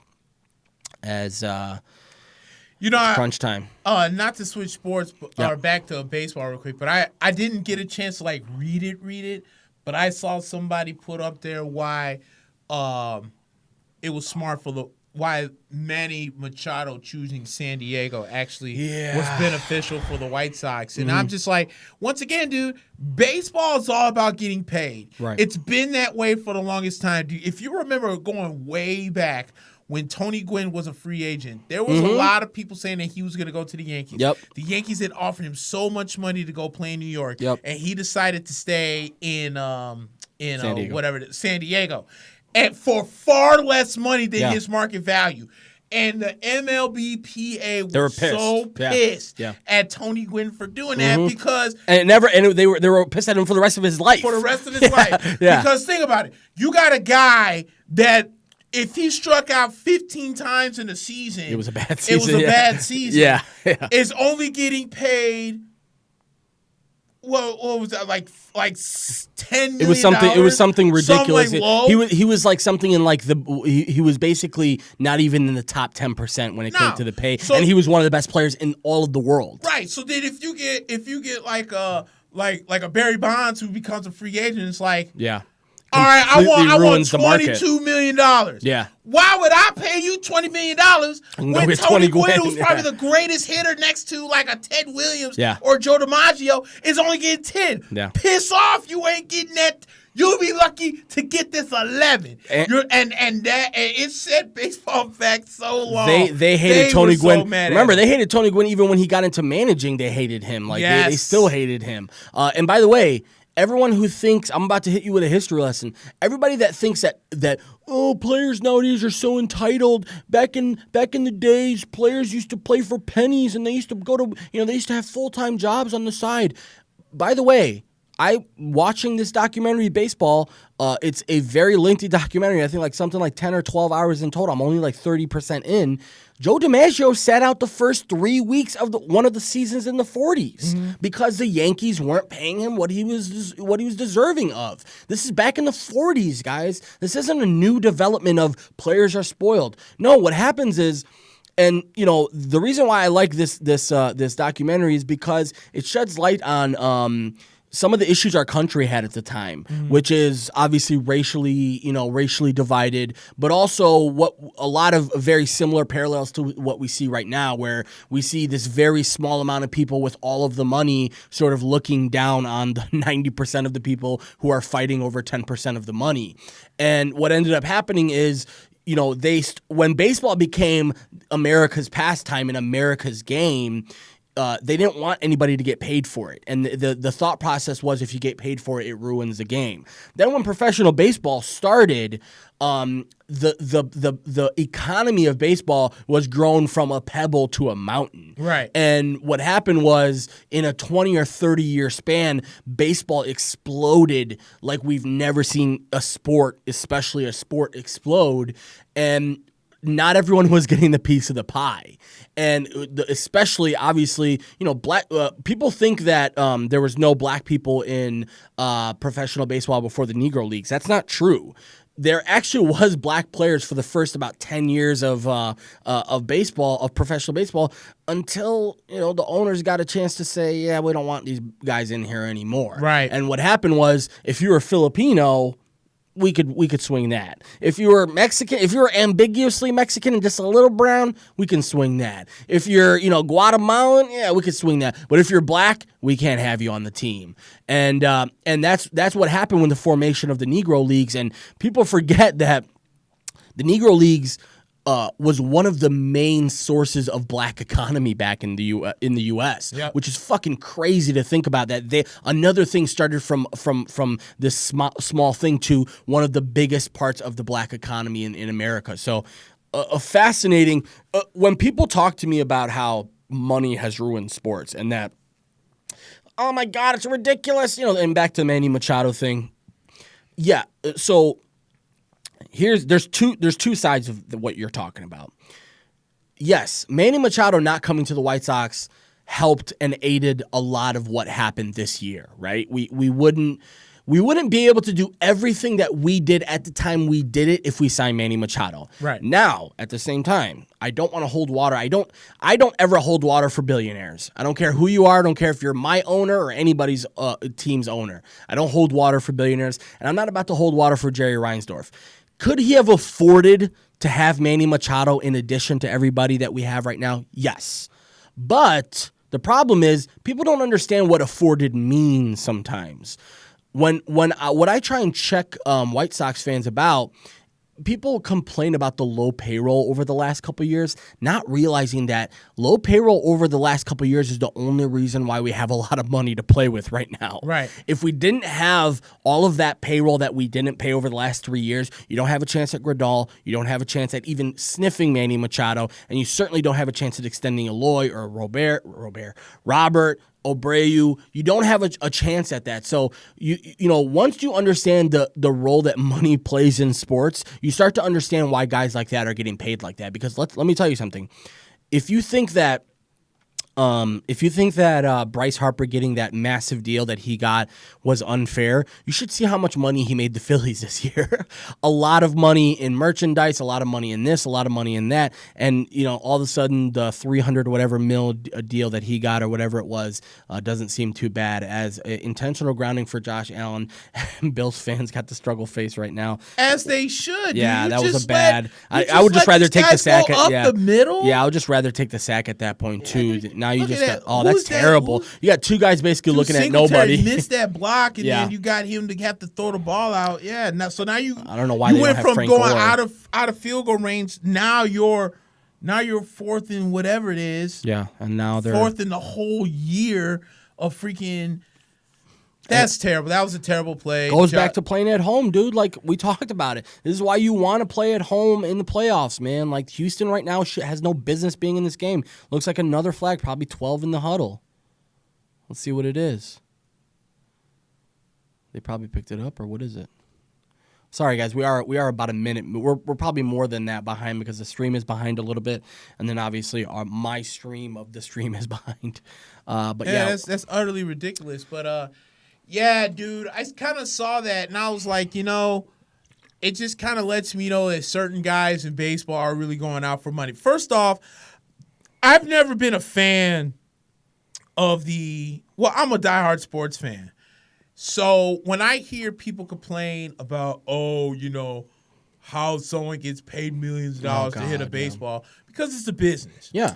And if I was a billionaire and I wanted to, if I could pay somebody millions of dollars, which is pennies of what I'm being made, in order to bring in more billions, then I'm going to do it. Yeah, it's the same reason why you pay a CEO who does nothing all day millions of dollars, because he also generates millions of dollars for that company. It's a business. Sports has become a business. Yep. We always want to play the back in the day game and all this other stuff. You can't do it anymore. The sports has evolved. So, when you get a Zion Williamson who has not even picked up a basketball for a regular season, gets a $90 million shoe contract, or LeBron James, who didn't even get drafted by Cleveland before he got his contract. Deal, it's a lifetime deal, by the way, too. Exactly. It's a business. No. Sports is now a business. So either you have to respect the business side of the sports, or you can't. No offense, we as human beings do the throw the ball, dude. Oh, wow, that was terrible. And not only that, but he gave them better field position now, and even if your defense stops them, they still have a chance at points. 1:35 left. They do have 3 timeouts, but, God, that is a rookie mistake from a non-rookie. Josh Allen. Yeah, that. And you have Singletary there open for the screen pass. And you're not going to be able to get everything. It's just terrible blocking, honestly. Yeah, you see what happens? We were praising Josh Allen earlier. Now when you have a bad offensive line and the offensive line isn't playing well, quarterbacks don't play well. I hope you guys are recognizing that. Bears fans, Bucks fans, realize that your quarterback doesn't hold everything. Joe Montana could be holding the ball in his prime back there, and if you have a shitty left tackle, he's going to get sacked a lot, and he's going to get forced into a lot of bad throws. And Josh Allen just made a rookie mistake there. I mean, at the end of the day, it's 4th and 27. What are you going to do? And now Houston has the ball at the 40.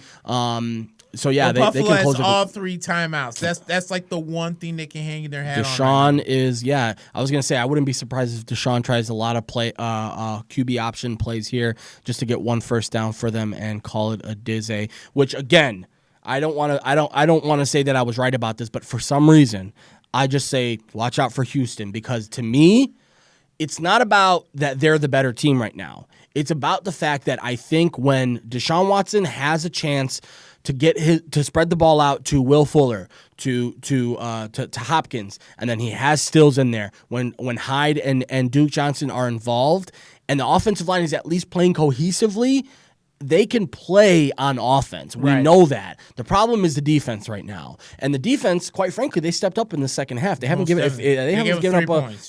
So 3 points is not bad, especially too. Let's be honest, Buffalo is not necessarily known to be a offensive juggernaut by any means. So, but at the same time, a lot of these guys on this team in Buffalo have not been to the playoffs. True. I know they're kind of like 2 or 3 years removed from the last time they were in there. But you're right. A lot of these guys. Team. No, right, Josh Allen wasn't even on this team back then. Yeah. No, I think was it Ryan Fitzpatrick? I was going to say it was Fitz. I think. Yeah, I think it was Fitz. Because when he went to. He went to Tampa the next year, didn't he? And when they played Buffalo, they gave him a standing ovation. Okay. Was it him? Oh no, that was. Was that New York? No, it was Ryan Fitzpatrick. It was when Andy Dalton had went to Buffalo. Oh, that's right, because he won them. He took them to the playoffs by beating. Yeah, that's right. Yep. So it was Andy Dalton. But yeah, no, Ryan Fitzpatrick was the last quarterback. So that's a lot of new guys. This is going to happen. It's the growing pains that come with it. But, Houston is kind of the more experienced team. So Houston's the 4 seed. So they still technically will not know who they're going to play next because you have the 3 versus 6 and New England versus Baltimore. So if Baltimore ends up winning, if Tennessee ends up winning, they'll play Baltimore that was very first. Close. And then if a New England plays, then Baltimore would play Houston if they hang on. And then if Tennessee wins, then they got Baltimore. And then Houston would go to Kansas City, where they've already beaten the Chiefs. Yeah, and when the Chiefs were playing really well too. Exactly. So it is all shaping up. Obviously it's all what happens in the New England game. So let's go ahead and predict, because we do have 3 games. Yeah, sure. We got the one that's going on right now, as we've been talking about throughout the show. I predict Houston. Am I allowed Nostradamus to? over here just let us know that Houston's going to win. Houston's going to win this one. It's 4th and 1. The Bills have no timeout. So, obviously, you're going to go for it here. It looks like we're around 30 minutes from kickoff, or a little more than 30 minutes from kickoff. So, I'm looking at New England. I'm looking at Tennessee.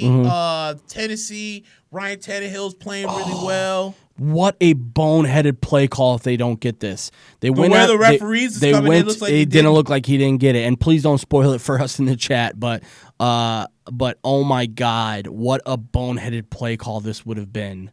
What a boneheaded play call. Absolutely atrocious play call. You're going to bring in the chains, and you just spotted the ball at the same spot. Unbelievable. It doesn't look like he got it. It doesn't look like he could possibly have gotten it there. His body doesn't come close to where the first down is. There's a Bills player that just pretty much just took an L by his own player. That, sure that Watson didn't get in there. Bill O'Brien deserves to be fired just for that alone.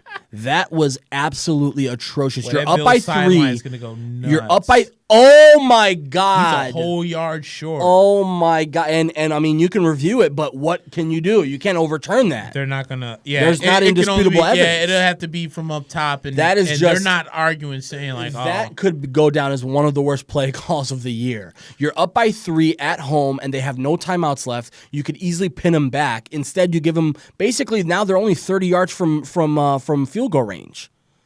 That's what I was going to say next. Does somebody tell Josh Allen, like, look, you don't have to do everything. Everything. Yeah. You know, if you see Singletary underneath, hit him, let him run, we'll spike the ball. Right. You know what I'm saying? That veteran presence. 116 is plenty, but like you just said, you have to have the veteran presence from your play caller. And don't take a flipping sack. Yeah, and no grounding, please, either. And Bill's offensive line does a good job in this first play, and he's going to run for it. I don't know. Oh, my God. And just protect the ball. No! What are you doing? Really, dude? Technically, that's a flag. I was going to say, Knox looks back at him like, what are you doing, dude? There's not 5 seconds left. He just lateraled it with a minute left. So he's going to get the first. But now that's going to negate it because he tried to. It'll still stay first down, though, right? But they'll lose yards, but it'll stay first down, right? What is he doing? What is he thinking? He was trying to get more yards. Is this bizarre world that we're seeing right now? The last 10 minutes, Deshaun Watson goes for it on 4th and 1. Yeah, so he gets the first, and I believe it's 5. Is it 5 yards or 10 yards that they're going to lose now? I don't know. I mean, let's be honest. That's a smart play by Dawson Knox because I mean that's a live ball that he just threw. All right, so let's see where they end up spotting his football. So Tennessee, New England, Tennessee. Ryan Tannehill's been playing well. A.J. Brown has really has emerged. Has broken out for Tennessee. Has really been a favorite target. What a back throw! Shoulder. Is that out of bounds?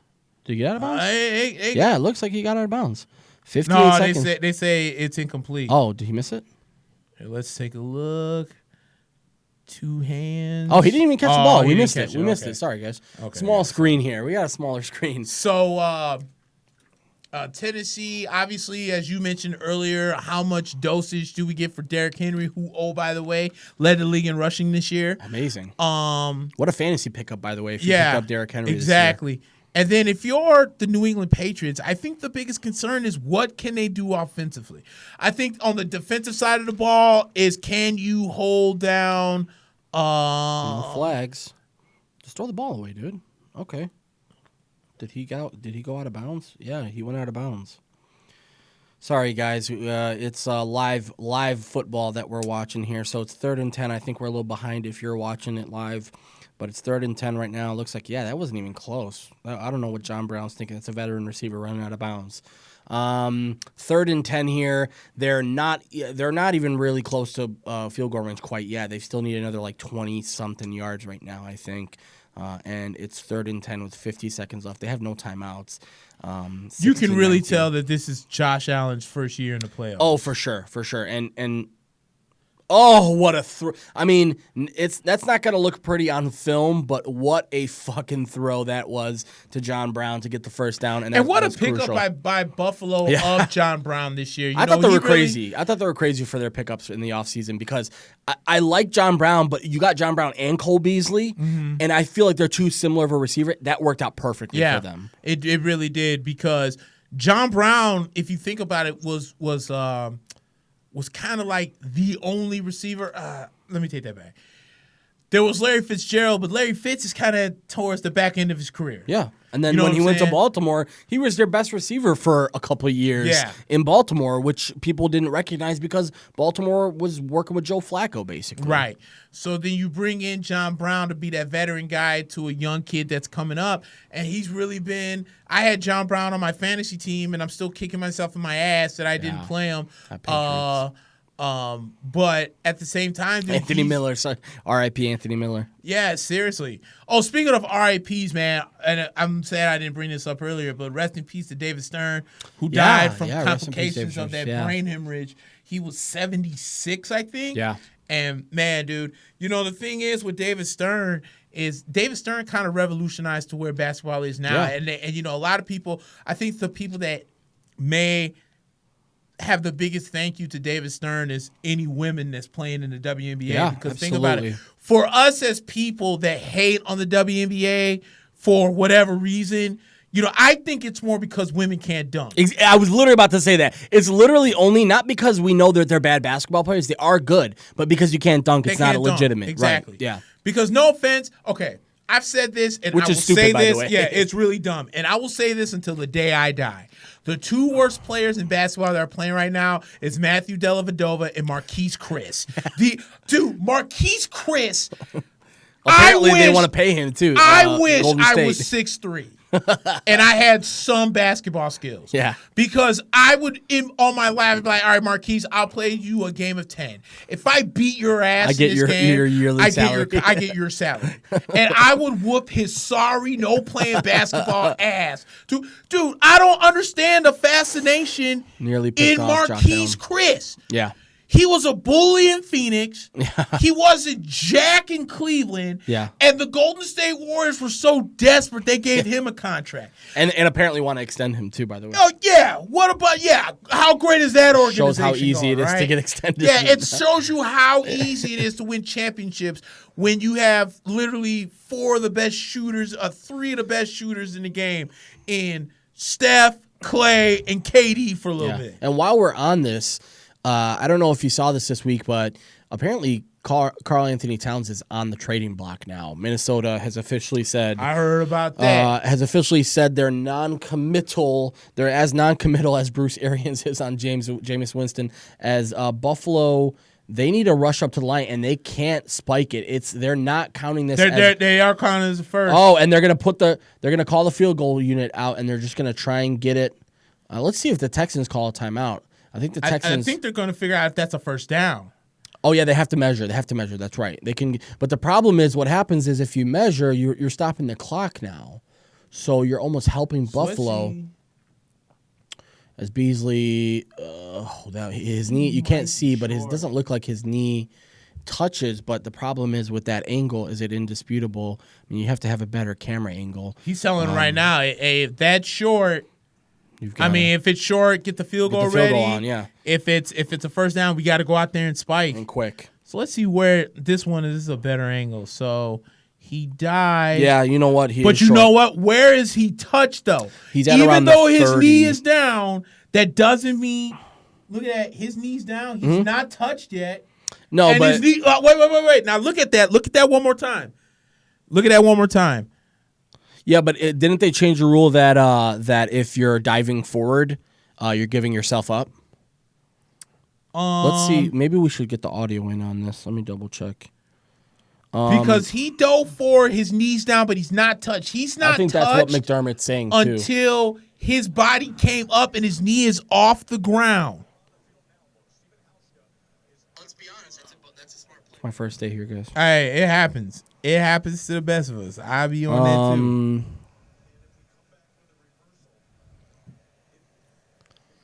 All right, let's see. Let's. We do. We're listening now. Yeah, you have to look at that. This is gonna be a tricky one because Cole Beasley did go down. He does go down to dive and his knee's down. He's not touched until his knee is up. That's technically not down though. Dude, that might be first. He just asked. The announcer just said exactly what you just said, which is that he are they going to count it for when he touched down?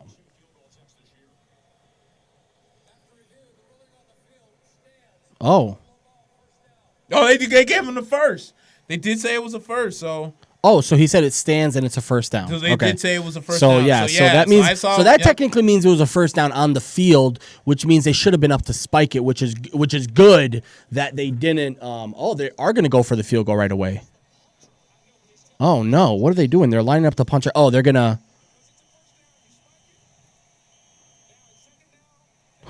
They had the punter spiking instead of Josh Allen, which is interesting. And it's working for me, by the way. But so they are gonna send. God, that was weird. That was weird. Oh, there it is. Never mind. There it is. Never mind. J.K. Brawls, kidding.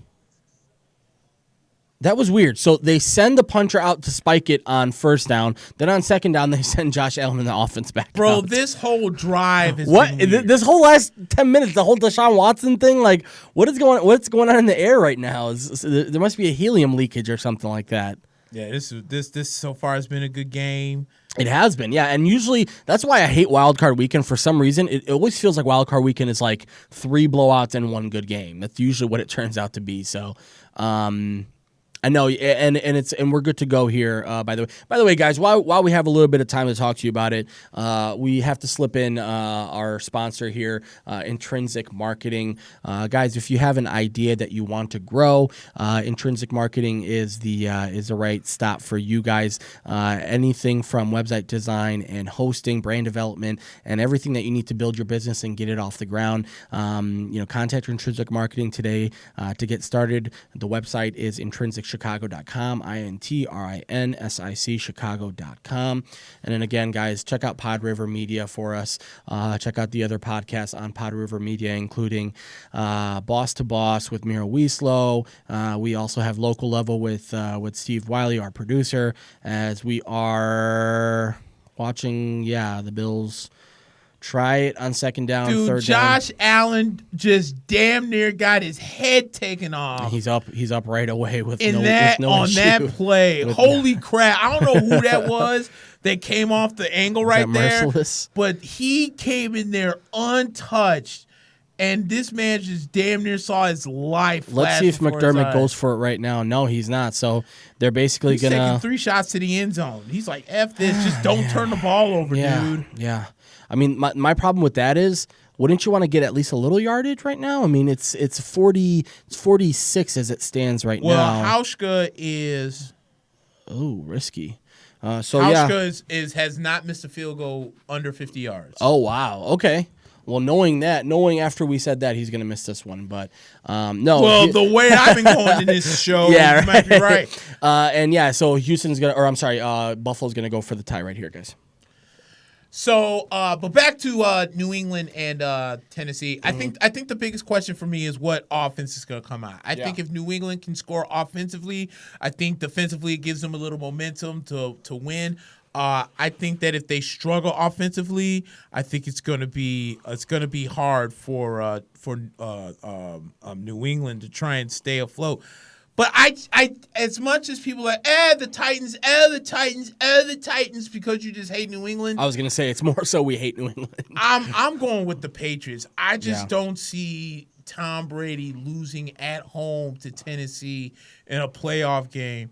Which, I mean, Lord knows if it's going to be his last one or not. But I just don't see him losing. So I'll take the Patriots to beat Tennessee. I read something. I don't know where it was. I don't know if it was a reputable source, but I read something that basically was from Boston media saying that the Patriots may let Tom Brady walk if he wants to come back next year. I heard about that. That would be nuts. If they let him walk and try and test free agency as Hauschka goes for the tying field goal, and it is money. Wow. Sneaks it in, and we're going to overtime. in Houston, wild card weekend. What a start to wild card weekend, man. Josh Allen. Let's just say this. Thank you, Bill O'Brien, for going for it on 4th and 1 when the opposing team has no timeouts left. All you have to do is pooch punt it inside the 20.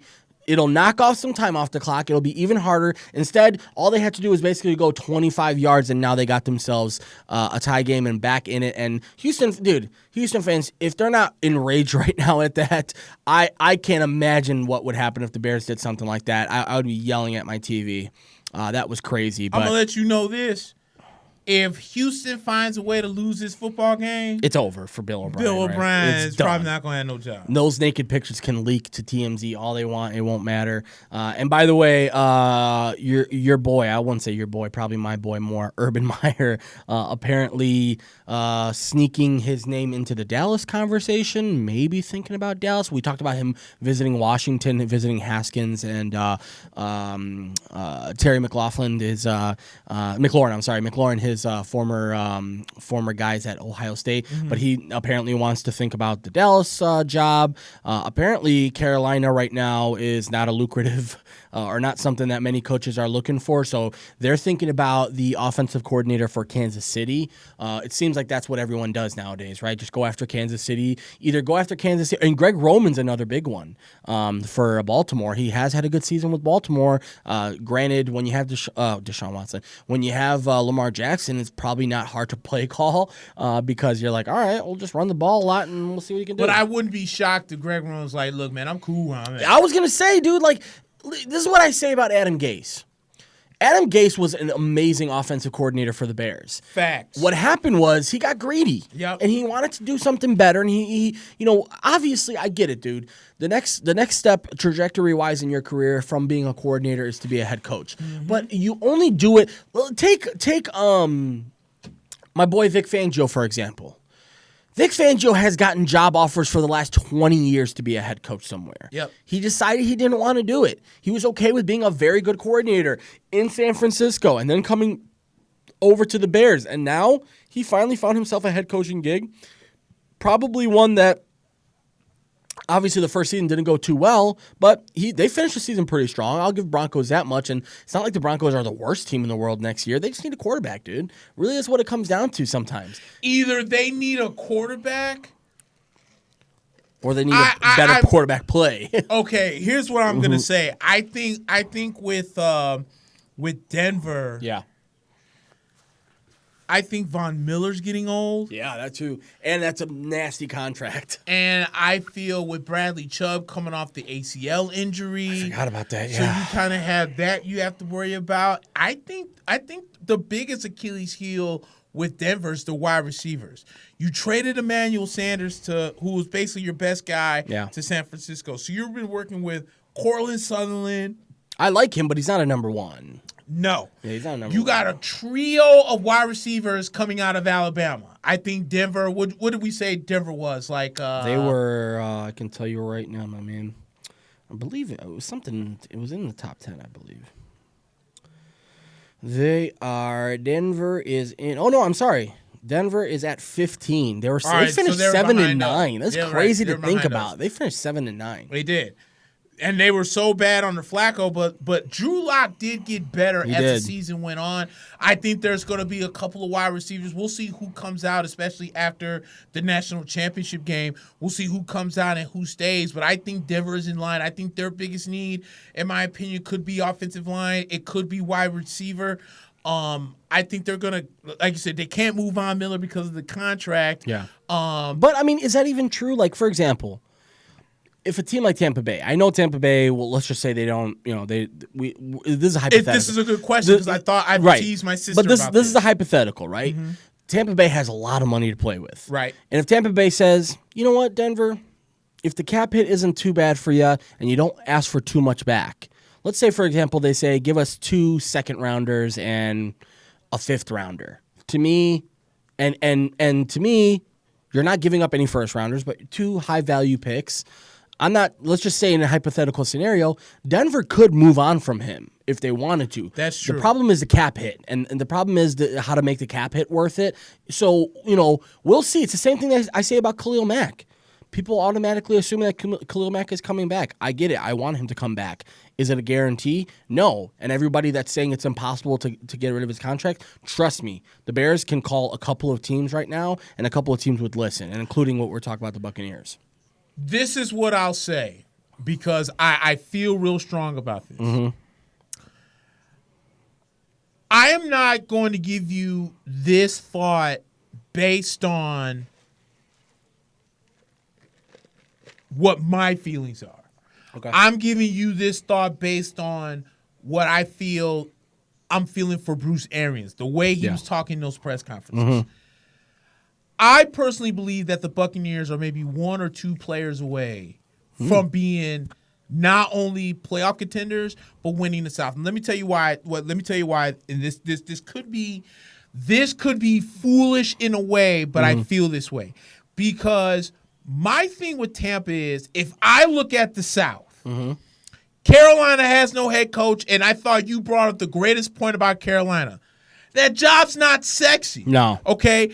Cam Newton is kind of on, for what it's worth, the back end of his career. They have really no wide receivers. The best player on your team is Christian McCaffrey, and for as good as Luke Kuechly really is, Luke Kuechly is one solid concussion away from retiring from the NFL. They have no pass rushers, and they have okay secondary. And that McCaffrey well is not infinity. It can run dry too. Really quickly. Yeah. Because I'm not denying the skills of a Christian McCaffrey. I'm just saying if you're relying on this man on a 24/7 basis to be your entire offense, they did this you are season. going to run that car into the ground extra quickly. Yeah. Okay? Atlanta, I think with Atlanta, I think defensively they're good. I feel like their ceiling is starting to close a little bit too because, okay, I like Julio. Matt Ryan is getting up there in age. Dirk Cutter kind of likes to run the ball, doesn't like to run the ball. So does Devontae Freeman come back again next year? And then you got to worry about their defense because their defense can't stay healthy. Yeah. You got Keanu Neal that went down yet again with the ACL injury. Lord almost knows 3 straight years. You know what I'm saying? Vic Beasley's in and out. They got some other nice defensive players, but can they repeat? They're not. I don't know if they're going to be the same team we saw go to the Super Bowl. Yeah, I think Kyle Shanahan, who's now in San Francisco, had a whole lot to do that's with true. the success of where that. they're at right now. Okay, so I don't feel like Atlanta's in there. And then I look at New Orleans. New Orleans, for as good as they are, dude, Drew Brees is getting old. Like Drew Brees is still effective, but he's not as dangerous as he used to be. Right. And I think the only reason, and this is no diss to Michael Thomas, but I think the only reason why Michael Thomas holds the record for most catches in a year is because Drew Brees has nobody else to throw the damn ball to. Ted Ginn still drops passes. Yeah. They don't have a number 3 wide receiver. Yeah. And if you're lucky to get anything, he dropped it. He dropped it. That's why Deshaun Watson can't do everything himself, guys. Right. And so what I say? So outside of Ted Ginn, no hands Ginn. Yeah. And if He's Jared himself, Cook, you feel what I'm saying? Or if Jared Cook decides to finally show up and do anything. Smith or Taysom Hill. You know what I'm saying? Like you pretty much and think about it like this. Alvin Kamara did not have the season this year disappointing, as he did last year, and a lot of that had to do with Latavius Murray being out there because most teams don't respect Alvin Kamara as a runner. Right. He was more dangerous as a pass catcher. And they passed to him less this year, too. They passed to him less than they did in past years. Bingo. And it's almost like Tariq Cohen. You don't respect Tariq Cohen as a runner. Tariq Cohen last year made a lot of his money coming out of the backfield being a safety valve for Mitch Trubisky. Then when you try to make him something that he wasn't this year, that's why they fell. I'm not saying Alvin Kamara's not a runner. I'm just saying that Latavius Murray had an extra boost that Alvin Kamara, for whatever reason, didn't have. Yeah. Did you know in that game 2 weeks ago against Tennessee was legit the first time he had scored a touchdown? Yeah, I was going to say, and he had 2. Games. I was going to say, those 2 touchdowns accounted, I think, for 30% of his total fantasy points that year. Yes. Or this year. So that's pretty crazy to think about. Yes. So I'm wondering how much do I fear the Saints? And I feel like of the 3 teams in the South, the Saints would really only be the team that I would be the most worried about. Yeah. So if I look at Tampa Bay and how the season finished, the offensive line, shockingly enough, pass-wise, played better than they had in the beginning. Mm-hmm. We know who they have receiver-wise. Evans, Godwin, Perriman, O.J. Howard kind of played better as time went on. James started giving him the ball more. Cameron Brate speaks for itself. Mm-hmm. I still think that Ronald Jones is a serviceable. Allen's going long, but he underthrows his receiver, and it's incomplete. 3rd and 12. What was I saying?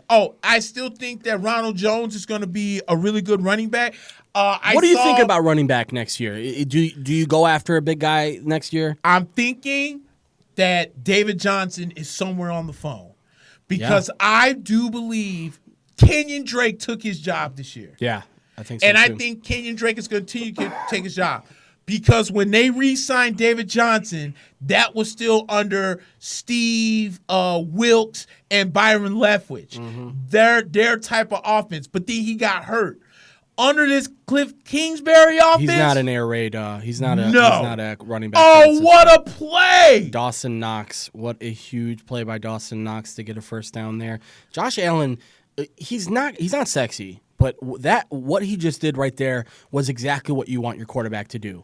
He looks through his progressions. Okay, I don't have what I need here. I got this open guy here. Let my guy make a play. A lot of quarterbacks in that situation. We're watching Allen go across his body here. They probably would have thrown it across the field because that's where the play is designed to go, right? But this guy instead sees, you know what? I've got an open guy here. I know it's 3rd down, but let's go for something safe. And he lets his player get him the first down. Now it's 1st down and 10 from the 42 and 12 minutes left here. And let's remember, guys, there's no tie. So neither team is in any much big of a rush right here, especially after Houston already gave up the it's sudden death from here on out. Yeah. So neither team is in any rush to go here. This can go 10 OTs if it needs to. So sorry. So what I'm saying is, so to answer your question, I think David Johnson and Ronald Jones, because I think the Bucs are ready to move on Peyton Barber. He's a good running back. He just doesn't have that second gear. Yeah, he's a short yardage guy that maybe you keep around, for short yard situations. A good veteran guy, but he's not a guy that you should be relying on. If I'm looking at the 2000 New York Giants that had Thunder and Lightning, Brandon Jacobs. No. Oh, Ron Dane. You talking Ron Dane? Okay, Barber, you're talking Ron Dane. Okay, that's before Brandon, right? Yeah. If I'm looking at that, or if I'm looking at remember Lindell White and Chris Johnson. Man, come on now. Even though I think Lindell White came out a year too early, he did, yeah. I think Lindell White and it ruined his career. It really did. He only had 2 really good years, and after that, you never heard from him again. Yep, and I think he should have stayed at USC because I still felt like he the same with Felix Jones. I felt Felix Jones came out a year too early. Why not stay and prove to everybody how good you really were going to be when you're out of the shadow of Darren McFadden, but you come out at the same time? And I thought that was the same thing with Lindell White. You were under the shadow of Reggie Bush all year. People knew who you were, but I think if you would have stayed, you're definitely a top 5 pick. And running backs don't come out early anymore. No, now running backs stay as long as they need to. Exactly. We saw this kid J.K. Dobbins for Ohio State. He's the one who he basically kept them in that game against Clemson because he was the reason why they were up early and everything like that. He's going to be coming out this year. And then you mentioned there's a lot of skill position players in the draft this year. Jerry Jeudy for Alabama, that wide receiver. They're going to have a couple wide receivers, but Alabama's got some good guys. Alabama's got some guys coming out. So what I'm trying to, and I was going to bring up the team that Atlanta went to the Super Bowl with. Had Devontae Freeman and Tevin Coleman. True. So I think it's important, especially for whoever's quarterbacking for the Tampa Bay Buccaneers. What a play! Devin Singletary, what a catch and what a pass. Josh Allen, I'm just more and more impressed with him every single time I watch him, dude. Especially when you get to watch games like this, because usually I'm watching him let's be honest, they don't get many primetime games. We don't get many, sneak peeks of him on Red Zone because they're not scoring a ton. But when you do watch him, you're just more and more impressed with him. Like, that's a throw that a lot of really good quarterbacks can't make, and he just made that throw look pretty easy across his body, and the guy was well covered, Devin Singletary. And let's remember, all they need is a field goal here, and you talked about Hauschka's money from under 50, so another 25 yards here, and the Bills are in business. So, planned quarterback run. Oh! That's exactly why you don't want to have your quarterback running lead runs, because there's a linebacker out there who will come and smack you in the mouth. And that's Cunningham. Somebody missed a block. Oh my God! Nobody even blocked him. Cole Beasley, and the worst part is Allen didn't see him until the very last second. Boom! That was the first time he saw him, was right when he was in his face. That wasn't the best blocking scheme there, as you had three guys run right past him, but he still got a yard. The funny thing is, he looked like he was hurt, and his teammates basically like forced him to get up, so he's still in. Obviously, you're not going to convince him to go out as inaccurate throw, and you gotta make that throw, Pimpin. See, those are the types of throws where you're like, he'll make that next year, or he'll make that in a few. That's the thing I want to say about quarterbacks. You take the little wins that you can get. True. You don't say, oh, he still doesn't do that well, he sucks. No, you take the little wins, you take the little things that he can improve on, and you run with them. And Josh Allen, that's a throw that he'll make next year. I really do believe that. That's a throw that he misses this year. Next year he will make it, and that's what you want to see in a quarterback. That's what I would have loved to see from Trubisky this year. Unfortunately, we didn't get that chance, and everyone that's already poo-pooing next year because Trubisky's coming back, you really had no other choice. So, oh my God, Josh Allen. He always scares me when he tries to run like that. As let's see what the flag is. If the flag is in the secondary, we could be looking at a first down Bills and continue the drive. They are pointing towards moving the sticks. Let's see what we got here. They're asking, so it's on Buffalo, so it's going to be fourth down. And if it's a personal foul, that replaces the down, though. But they would decline that, I think.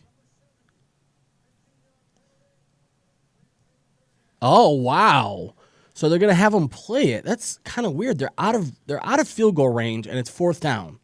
Why would you accept that? First of all, that's BS. What did they call? Is that what they called right there? That wasn't the illegal crackback block. That wasn't. And they wasn't even blindside either. What did they call that? So what exactly is he supposed to do? Is he just supposed to let the guy go? His only job is to block him. Wow. So now you make it 3rd and 24. I guess. I mean, you would have given them a chance at a 57-yarder. You better hit him on that crazy screen. Oh my God. But Josh Allen can't make a freaking screen pass. Well, they're in the long game now, because again, you can take your time here in this overtime. Right. So, all right. So I feel like we need a two-headed monster. Yeah. I feel like we got something in Ronald Jones.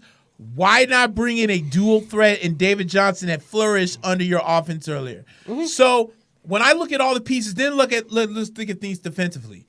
Shaq Barrett's going to get re-signed. He led the league in sacks. JPP kind of has hinted he wants to come back. Sue may or may not come back. There's indications saying that he might go one more year.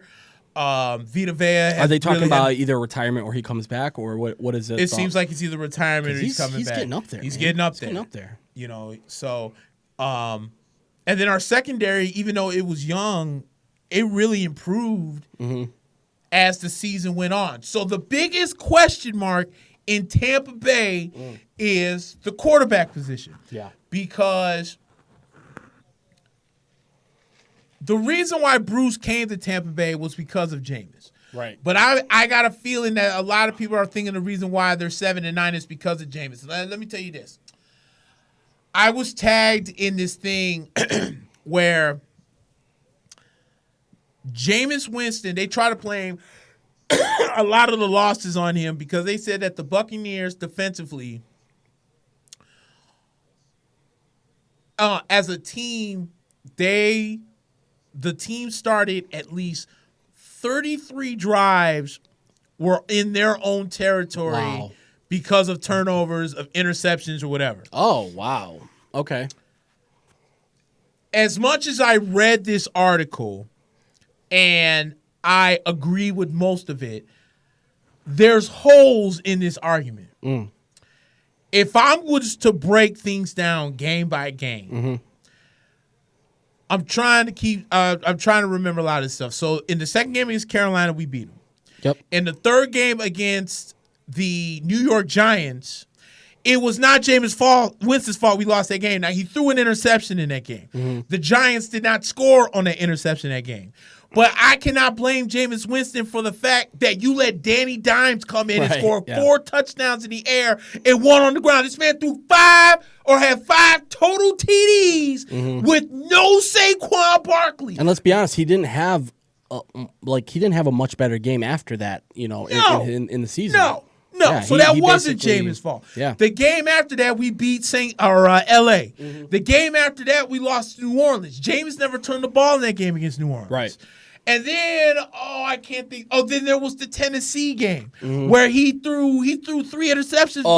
But by his own admission, Bruce Arians said that of those 3 interceptions he threw, 2 of them wasn't Jameis's fault. One, Godwin slipped. The other one, Perryman didn't even continue running the route. He quit the route.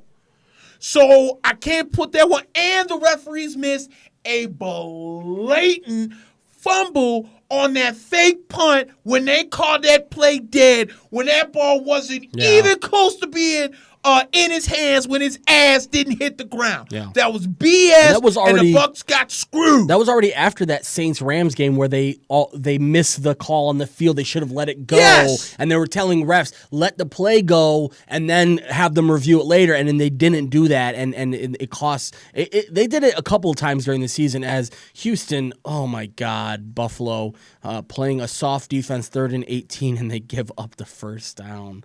Oh my God.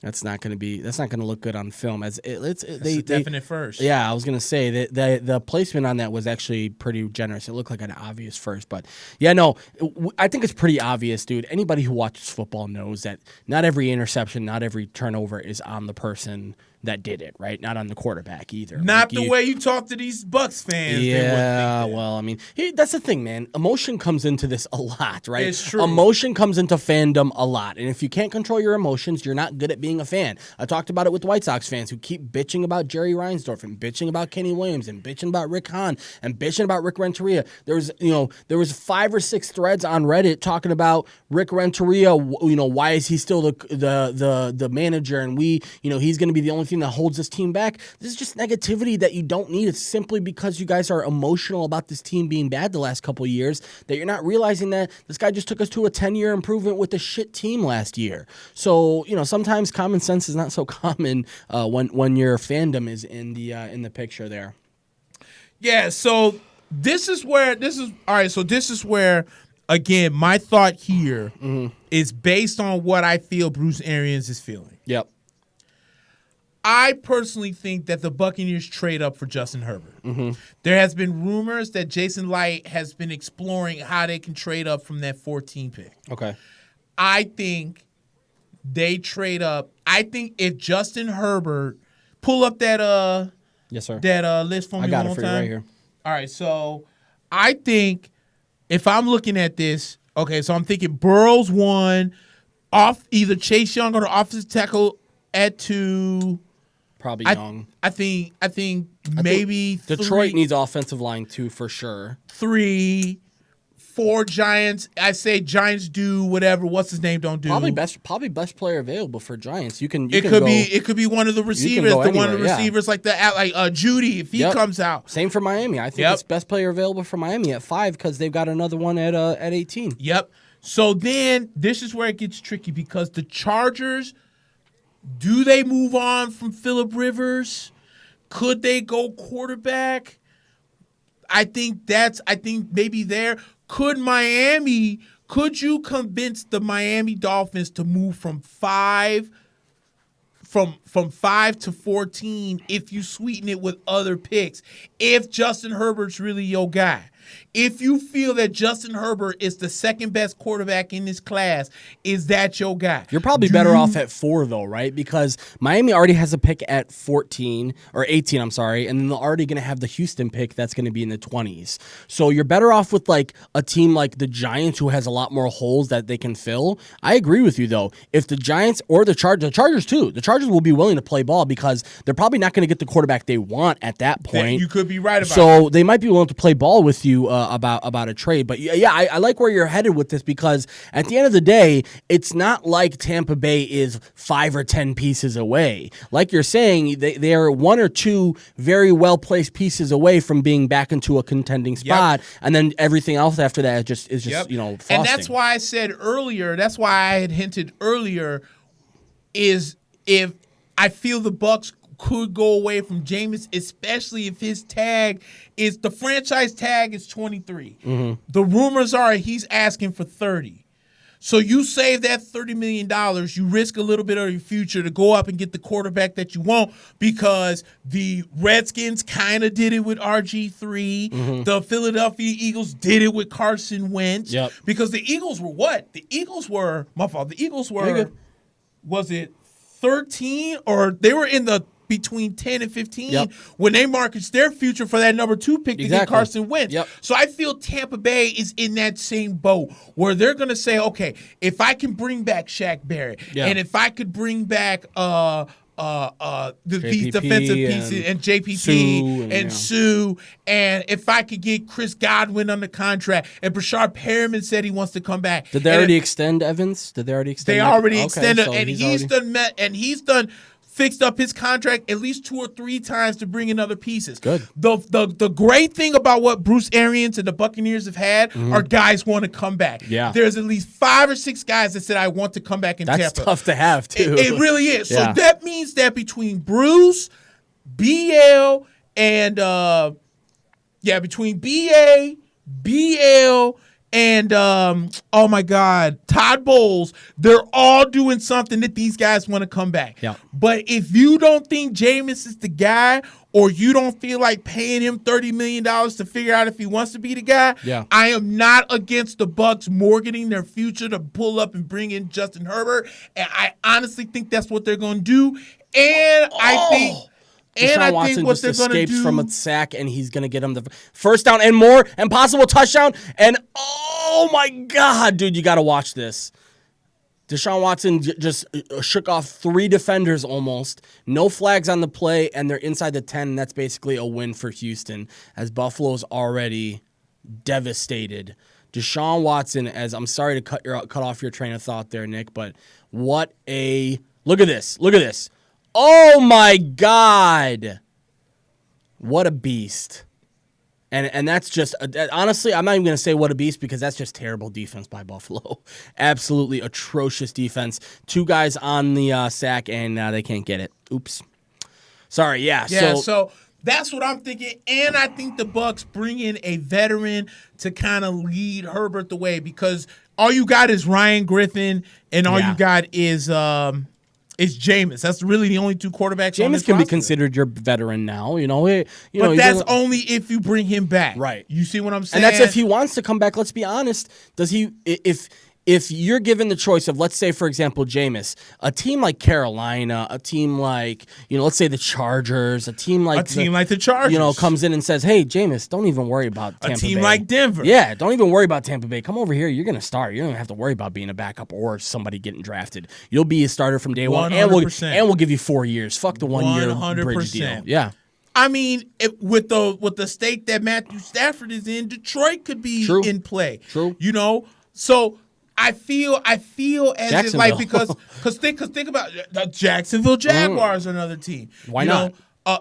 For what it's worth, could the Miami Dolphins. I know you want to bring back Ryan Fitzpatrick. Is Josh Rosen really the answer? Yeah. If he's not, here's an established guy in Jameis. We don't know what's going to happen with Dak Prescott yet. So, bingo, Dallas. Maybe Dallas is like, fuck it. We got a guy who threw for 30 touchdowns and 5,000 yards last year. So Why not? I'm thinking that there's a lot of options going on, and there's a piece of me that really thinks that if the Buccaneers, that's why I don't think they're going to commit to Jameis until the draft, because I feel 100% that if they can somehow make a trade to move up many spots to where Justin Herbert, especially after the combine, if he comes out there and woos in the combine, bro, I think Tampa Bay. And if by somehow they sit there in 14 and he falls to them at 14, I mean, it could happen. But at the same time, we seeing Deshaun Watson. The Houston Texans traded up to get him. Yeah. We see Patrick Mahomes. Teams traded up to get him. Mr. Trubisky. The Bears traded up a spot to get him. So there's teams that's traded up.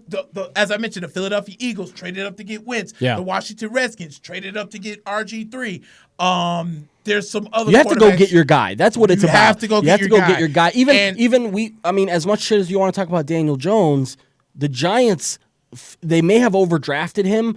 I know they didn't trade for that pick, but they had another pick in the first round that they could have gotten him in, right? But they said, no, we don't want to take the chance. We found our guy, and the jury's still out on him, but, they got their guy. And, by the way, the Texans did just, we're behind you guys, so you probably saw this, but the Texans did just clinch this, so they win at home, and Buffalo's got to be devastated, dude. That's just... But you know what, man? If I was Buffalo, as much as I'd be disappointed we lost, I would not hang my hat. Next year's looking okay for them. That's what I'm saying, because think about it. If the dynasty that we know that is New England is starting to be on the downfall, Buffalo, a team like Buffalo, I feel is the heir to the king's throne. They've got a lot more left. Exactly, because I think Miami is kind of on the come up. We'll see what they do in this draft. I think the Jets are a good team with a crappy coach. Yep. So unless they do addition by subtraction, I'll never take the Jets seriously. I think Sam Darnold's a good quarterback. I think the Jets need receivers. I think that's what they'll focus on the draft.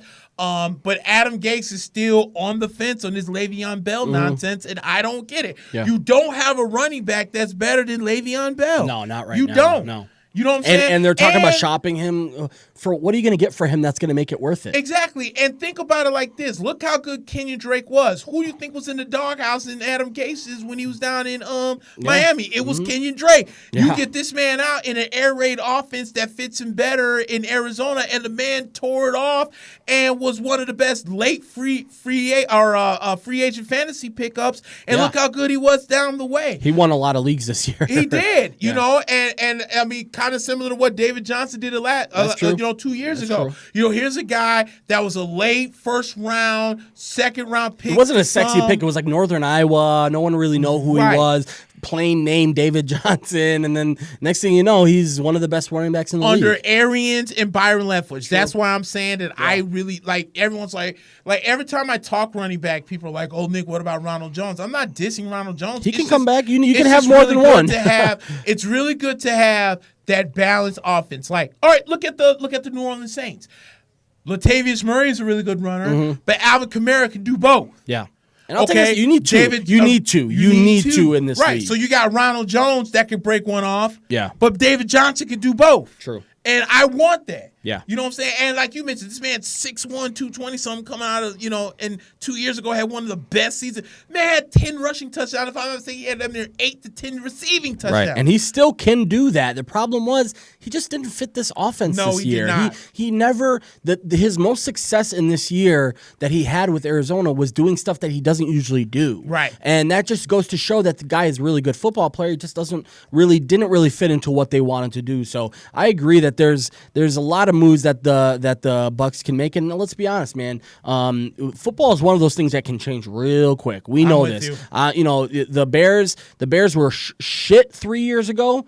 3 seasons ago. Last season, you have one of the best teams in the last couple decades, and this year you have one of the more disappointing teams in the last couple decades. So you never know. You never know what you're getting in football. It all depends on the offseason. And exactly. Yeah, and then let me. I'm sorry. I know we drifted off from the pick for the Titans and Patriots. I know you gave your pick in the Patriots. Yep. I'm actually gonna go with the Patriots too, because I have a hard time picking anybody else when they're in Foxborough. Doesn't matter how bad things are going. It always seems like they can find a way to win football games at Foxborough. So right. So yeah, I'll take the Patriots in this one. It's an all AFC Saturday, so we're gonna switch this game over to the Patriots one for the remainder of the podcast. And then so then tomorrow you have Vikings Saints. Vikings and the Saints At New Orleans. I like the Saints. I think the Vikings are too beat up. Here's the thing. Dalvin Cook's health is going to be the X factor in this, because That's I think true. if he's healthy, I think the Saints are going to have problems stopping the run. I think if he's hurt, now the focus goes on Kirk Cousins, and we know he blow. Well, I wouldn't say he sucks. You just can't count him in big moments. No. You can't. No. If the guy can't win on Monday Night Football, can he win during a playoff game? game. That's Exactly. just my thing. And then I think the Saints, for what it's worth, emotionally want to get back at the Vikings for the That's miracle true. in Minneapolis. That's true. A couple years That's a ago. good point. I didn't think of that.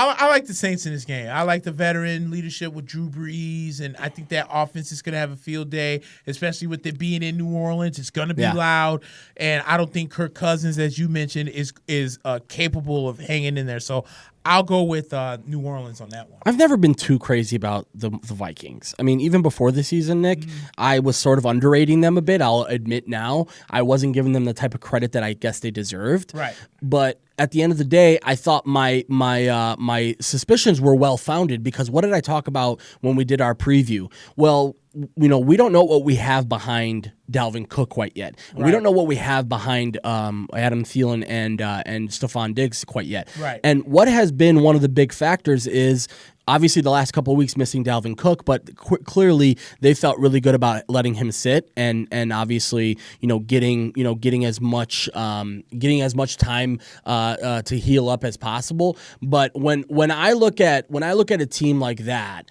specifically, the way that New Orleans operates is going to be on the offensive side of the ball, keeping the ball away from you, and trying to let their guys go out and score points. And I just don't think Minnesota operates the same way. Minnesota does, they are going to try and grind out points. And I don't think New Orleans has to do that, especially at home. And Xavier Rhodes isn't the scariest guy anymore. No, he's not. Remember when he was a shutdown corner and everyone was Right. like, stay away from him. If you're throwing to him, then you're in trouble. Now it's like, you know what? I'm not really that scared of Xavier Rhodes. And if I'm New Orleans, I'm licking my chops here, waiting to get the ball to Michael Thomas. So yeah, I agree with you, man. I for some reason think it's going to be a blowout. I'll be honest with you. I think it's going to be a blowout. I think the Saints take this one big in the early window. That's the 12 o'clock game. And then we got the Seahawks and the Eagles. I know the Seahawks are 1.5 point favorites in this one. Interesting. Road favorites. Or no, are they at home? No, they're on the road. They're on the road, that's right, because of the division winner of Philadelphia. Wow. Interesting. I don't want to say this is a trap game, but why do I have this feeling that Seattle is going to underachieve heavily in this game? All your running backs are so hurt that you had to ask Marshawn Lynch to come back. Oh my God. And by the way, he didn't look terrible coming back, Right. but clearly they were very desperate because he wasn't ready to come back. No, he was not. But then you look at the Eagles, and they're just so beat up, dude. Yeah. You got Alshon gone, Deshaun gone, Zach Ertz hurt. That defense, the secondary, is still banged up right now. Banged up. Yeah. Carson Wentz somehow made it work. Credit to him. Let's be honest. Yeah. Dude. Credit to him. He's not a. He would have every excuse in the book to be struggling right now. Right. Everybody would be okay with him if they missed the playoffs this year. Right. Because they would have been like, oh, you had no receivers. You had nothing. You were this. You were that. let's be honest, dude. This guy didn't make excuses. He came in during the biggest times of the year. Let's remember, the Eagles, they won this thing over the last 4 weeks, and the Dallas Cowboys lost this thing over the last 4 weeks. We're looking at two very drastically different outlooks on quarterbacks. Remember what happened in week 4 or 5 when we were talking about the East, and we were talking about, oh my God, Dak is looking like a no-brainer for the Cowboys in this. He might be worth $30 million, and he, what yada yada. And oh my God, Carson Wentz, this is not going well for them right now. They're definitely missing the play. And next thing you know, tables can turn and things can happen pretty quickly. And now we don't even know what's going to happen with Dak. Right. It could be that Dak is one of the biggest free agent guys in this class, and he could be looking at let's be honest, there might be a team out there willing to give him 30. If he wanted 40. Oh, that's right. He wanted 40. That's right. Yeah. No, but what I'm saying is, like, even 30 seems a little crazy for a guy like Dak at this point. But I'm thinking if the Cowboys call his bluff, there might be a team ready to give him that. I'm not going to say that the Chargers will give him that because I'm always banking on the fact that Rivers is going to retire and you'll get that money, but he's saying no way he's going to retire, by the way. He came out after the season and said, I don't know. Philip Rivers, I don't want to say this in the wrong way, but he's one of the weirdest dudes you've ever fucking seen. I believe that. The dude has like 15 kids. He's like talking shit on the field, but he's this wholesome Christian off the field, but also like he'll say he'll cut your head off and eat your children, on the field or something like that. The dude's kind of weird. And then that press conference that he had after the last game where he was almost defiant, like, yeah, like, whatever, if you want to let me go, but I'm still going to play, and I'm going to play until they, put me in the casket and da-da-da. It's like, dude, you haven't played that well. You know, you're not really that. Everybody that's talking, I know I'm reading the Bears subreddit, and people are saying, fuck Andy Dalton, fuck Alex Smith, go get Phillip Rivers. He can teach Mitch Trubisky for a year. Teach him what? What has he done? What has he done for backup quarterbacks that have been under him so far? Nothing. We haven't seen any. Geno Smith came to town, and everybody was talking about how Geno Smith was perfect to groom Phillip Rivers, and all we've seen time in and time out is that basically Phillip Rivers is just all about Phillip Rivers. And then, next thing you know, we're going to see the Chargers move on from him. I really do believe that. I don't think there's any reason, especially if you're thinking about nostalgia and, ooh, he's our quarterback. And remember when we drafted him and we chose him over Eli and this and this and that, or technically Eli didn't want to come here, so we had to get him. Yeah. But, at the end of the day right now, I see a team like the Eagles. To take it back to the Eagles and Seahawks game, I see a team like the Eagles look at their quarterback situation now, and you got to think a lot more positively about Carson Wentz, and that's why I really do think that they are a very sneaky team, not only this week but in the grand scheme of things. I agree. This is a team that's been there, and we're not just talking like a couple of players. The majority of their players have been there, even the guys that are new. Yep. So yeah, I think this is a sneaky one. But what I would say is this is a Seahawks game to lose because they have enough to win this game, especially on the offensive side of the ball. Russ is going to have to play hero ball, though. Let's be honest. He's going to have to play hero ball for the rest of the season into the postseason. I'm going to say, if you're a gambling person, go ahead and run with the Eagles. I really like this play because overall I think it's really hard for them to lose on the betting side. Yep. But I think if it's a straight pick 'em, I still think Seahawks have enough to win this one. Me too. I'll take the Seahawks in this one, but I agree. I really think Philadelphia is going to give the Seahawks a run for their money, and you're right. Russ going to have to play hero ball because I just don't trust Marshawn. I mean, he's been gone. He's probably not in shape, and he's doing them a favor because they didn't win the ring together, but yeah, dude. They did win one at least, right? They won one. But they won one at least. Him. They didn't win that. Yeah, I don't think it was with him, was it? With Marshawn? Yeah, it was with him. Yeah. When they beat Denver, he was on that team? Yeah, he was on that team. Yeah. Oh, I didn't think he was. Okay, yeah, he was on that team. Yeah, but at the same time, nobody's gonna forget that game against the Patriots. Oh yeah, and it's even more so crazy to think about. Was that a fumble or is that a?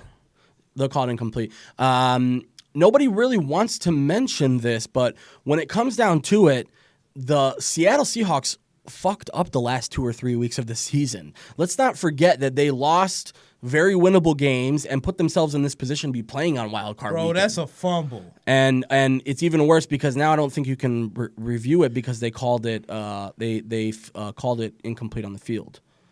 And that is, we didn't. And how is that not intentional grounding?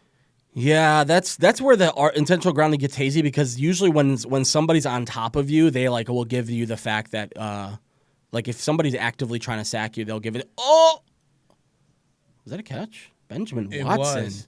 Well, wait a minute. Josh Allen damn near got rocked. That's true. That's true. You're right.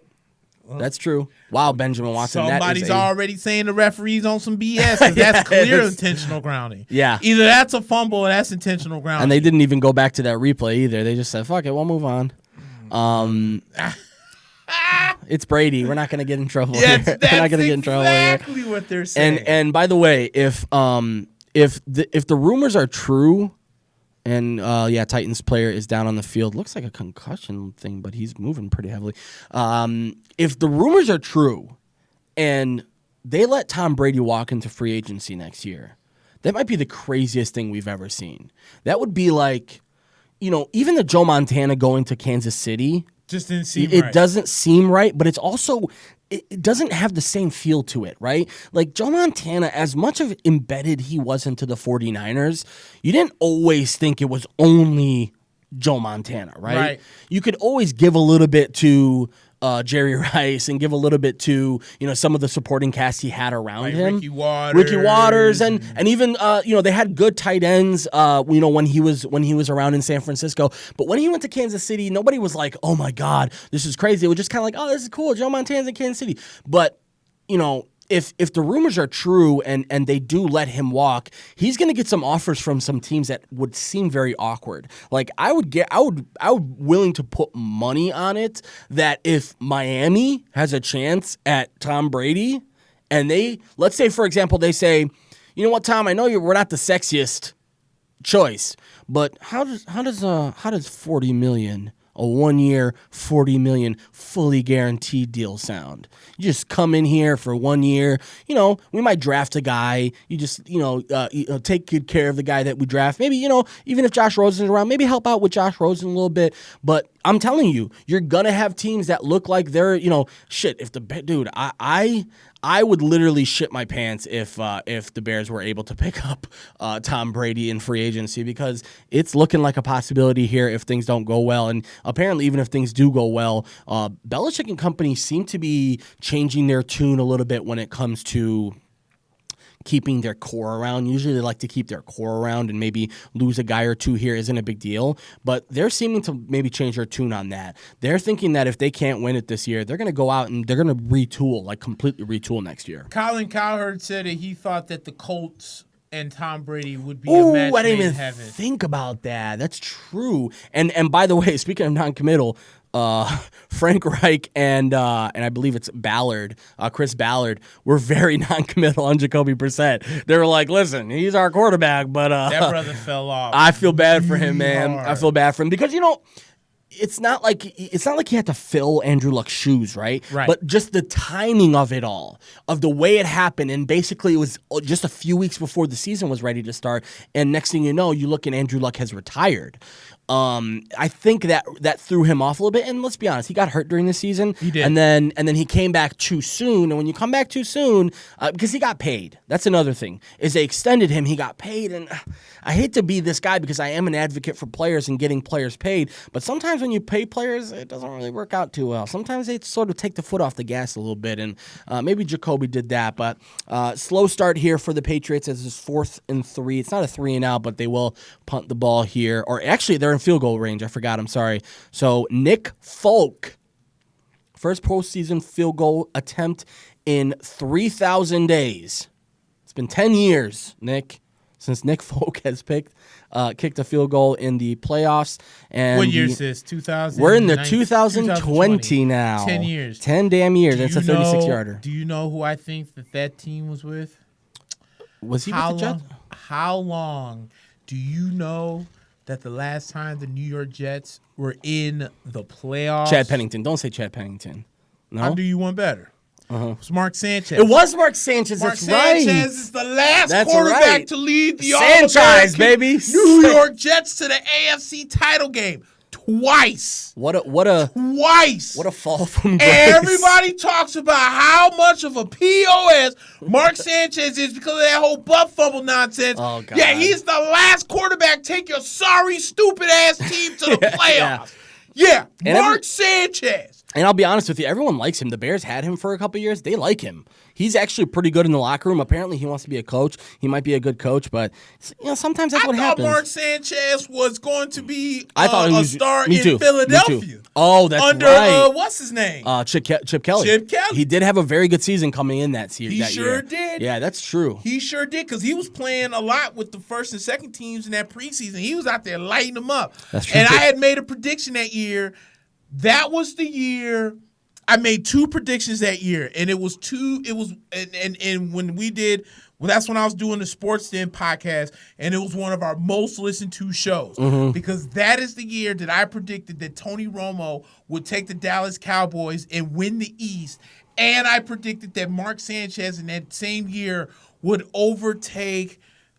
It wasn't Matt Barkley. I can't think of who their starting quarterback was that year, but I said was it Foles? I don't know if it was Foles or not. It may have been.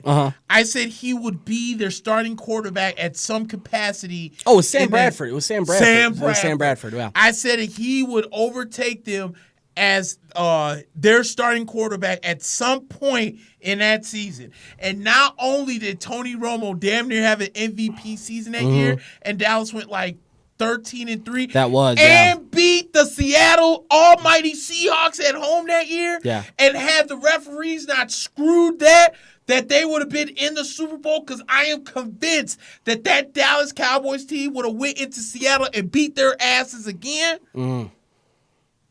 But Mark Sanchez ended up starting 2 games that season because Bradford got hurt. That's true, yeah. And he played very well for them, too. And everybody and their mama was clowning me that entire show. Nick, you're on crack. Nick, you this, Nick, you that. That's the year that, what's his name, led the league in rushing? Murray. Oh. God, why I can't think of his name. DeMarco Murray. There you go. Led the league in rushing that year. Yeah. And then let me tell you how I know I'm a further genius. Yes, sir. I'm not the one to toot my own horn when it comes to drafting. But two. But 2 years later after that, when everyone swore up and down that Dallas was going to take some offensive lineman or something in the draft, I said, hell no. Because the year that Dallas won the East and went 13-3, what did they have? They had the best running game in the league. I said they going to take Ezekiel Elliott. Everyone's like, oh, Nick, I don't know. I don't think with the 5th pick in the draft, they took Ezekiel Elliott. Yeah. And a lot of people thought they reached. About Remember when they said they reached? They're like, oh, they reached. That was a bad pick, and da-da-da. Next thing you know, Ezekiel Elliott's turned out to be one of the best running backs in the league. One of the best running backs in the league. Yep. It would be better if this idiot-ass coaching staff actually handed him the ball and stopped trying to make Dak Prescott the next Warren Moon. Yeah, that was... Dear Christ. It was very painfully obvious during the Cowboys season that they did everything they could to help develop Dak. Which means that they knew he had some holes, so they're like, okay, let's have him figure out these holes before we get to the playoffs. Almost assuming that's how pompous they were earlier in the season. Yep. They're like, we're gonna make the playoffs. I mean, shit, they had that start where they were beating up every shitty team that was in front of them, and you're just thinking, oh, well, we're gonna assume we're gonna make the playoffs, so let's just have Dak sort of work out these kinks, not realizing that they weren't giving the guy the ball enough to get a real groove. And people think of the running back position as something where you just like anybody can come in and just give him the ball and let him run. Dude, it takes some time, just like it takes some time to get a feel of the game as a quarterback and almost any other position on the field. It's almost more for the running back. If you aren't giving the running back constant carries, he's not seeing the hole as well as he needs to. And they try to say that nonsense with Darren McFadden, like when Zeke. I think it was when Zeke went down a couple years back. That's right. Darren McFadden was still on his team. Oh, don't worry about it. Darren McFadden. He'll run. He still got some juice left in the tank. He'll go ahead. Dude, he was jacked. Yeah. But one of the best offensive linemen. I was going to say that offensive line was good. Couldn't find a hole. Yeah, that was crazy. I'm like, come on, dude. Helen Keller could have seen that hole right there. And that's why again, in this league, 2 running backs is a minimum. You need 2 running backs. If you And don't, 2 good ones. 2 good ones. Yeah, One. not like Tariq Cohen and David Montgomery. Next year, the Bears should be looking for another running back, not a Mike Davis, not a, like, I'm not saying Le'Veon Bell either, but I'm saying the Bears need another running back next year, because even if David Montgomery is a number 1 guy next year, which he probably is, you need another guy behind him, and you know that Tariq Cohen isn't him. I think the Bears, especially in that second round, need to figure out what receivers weren't drafted. Yeah, that's because like, no offense, like I know Anthony Miller kind of turned it on for the majority of that little 4 out of 5 game stretch he had towards the end, but he's not really a number 2. No. Taylor Gabriel is exactly what he is. He's a slot guy at best. And he's going to be a cut candidate, too. Right, He's going to be cut this year. And I just think that one thing that killed Mitch was when Allen Robinson is legit. First of all, Mitch is no Drew Brees. No. So you can't be like, well, Drew Brees did it with Michael Thomas. Yeah. No, because first of all, Ted Ginn is still a deep threat. Even though he can't catch jack, he still can run down the field and he's still a threat. Yeah. You don't have that in Chicago. Yeah. You need to if Mitchell Trubisky is going to be your quarterback, you have to give him some kind of toolage for him to work with. Right. So if he's throwing the ball 30 times, but 17 of them targets is to Allen Robinson. Yeah. You don't think That's not gonna defenses help. aren't going to catch on at some point and They say, did okay, at the end of the season. They did at the end of the season. That's exactly my point. Yeah, the Packers said, "Oh, that's all you got. All right, we'll just double blanket him." Exactly, and that's why I feel that I agree with what you're saying so much. Where if the Bears went out and got themselves another running back, to pair with Montgomery, you could use Tariq Cohen as your third down guy. You can use Tariq Cohen as a decoy guy. Yeah. Hell, you can line shotgun plays, and shotguns used by everybody named Mama. Why don't you put Montgomery to the left and Cohen to the right, and then it say, oh damn, either they're gonna run it. No, it was a fake. Oh snap, Cohen's wide open. Let him use his feet. Come on, Matt Nagy. I mean, this if isn't you love rocket gadget science. plays so much, you got a gadget player right there who you don't want to play running back. You're Exactly. Good. Exactly. So that's where I think the focus is for the Bears next year. I think the Bears really, because defensively, I see not that many holes. No. Like, you can say what you want about Leonard Floyd. He's still decent. Yeah. Akeem Hicks was very important. So maybe you want to get maybe another defensive tackle of his caliber in case he goes down, another young guy. You got Mack that's still really good. You got a secondary that's still pretty decent. Yeah. So you got an offensive line that, when healthy, can be okay. They were really banged up. Yeah. You might want to fix your tight end situation. I got 2 in Tampa. I can give That's you the number 1. second-round To me, picks. that's the number 1 priority. You need a tight end. I got this 2 offseason. of them in Tampa. I give you O.J. Howard for this year's second-round pick. I take it, dude. I wouldn't give you a second, but you know what I would do? I'll give you our. I think we have a 4th this year. We might have a 4th. I am not Listen, trading O.J. come Howard on. for a I'm gonna sweeten it up. I'm gonna give you a 4th this year. And then I'm also maybe I'll give you a 3rd the following year, just to make it a little, Mariota. By the way, Marcus Mariota was in the game briefly there. I don't know for what. I don't know if it was a gadget play or. Speaking of quarterbacks that be on the free agency, Yes, sir. And apparently, Mariota. the Cowboys are very interested in Marcus Mariota. From what I read this week, that the Cowboys are interested in the fact that Marcus Mariota could be a very cheap and efficient option for them if they move on from Dak Prescott, which we don't know. Let's just put it this way. We don't know where the Cowboys are going to go this offseason. I'm not saying they're going to completely dismantle this team. Right. But we don't know if they're going to be buyers quite yet. We don't know if they're going to go out there and be super aggressive to try and take a gamble one more time. Are they going to learn their lesson eventually? Right. You almost have to assume they're going to learn their lesson eventually and say, nope, we got to go about this in a more calculated way. Let's see if they pay Dak. I think that's the number 1 thing right now, because right now you're looking at a numbers game where Amari, Dak, and Zeke are going to take up, and by the way, DeMarcus Lawrence are going to take up around 75% of your total salary. Can I make a prediction? Please. I don't think Amari Cooper's on the Dallas Cowboys next year. Interesting. I think he's going to get traded. I don't think he's going to get cut, but I think that if the right price is there for Amari Cooper, he's out. Yeah. Because I thought Amari Cooper in the last 3 weeks of that season quit.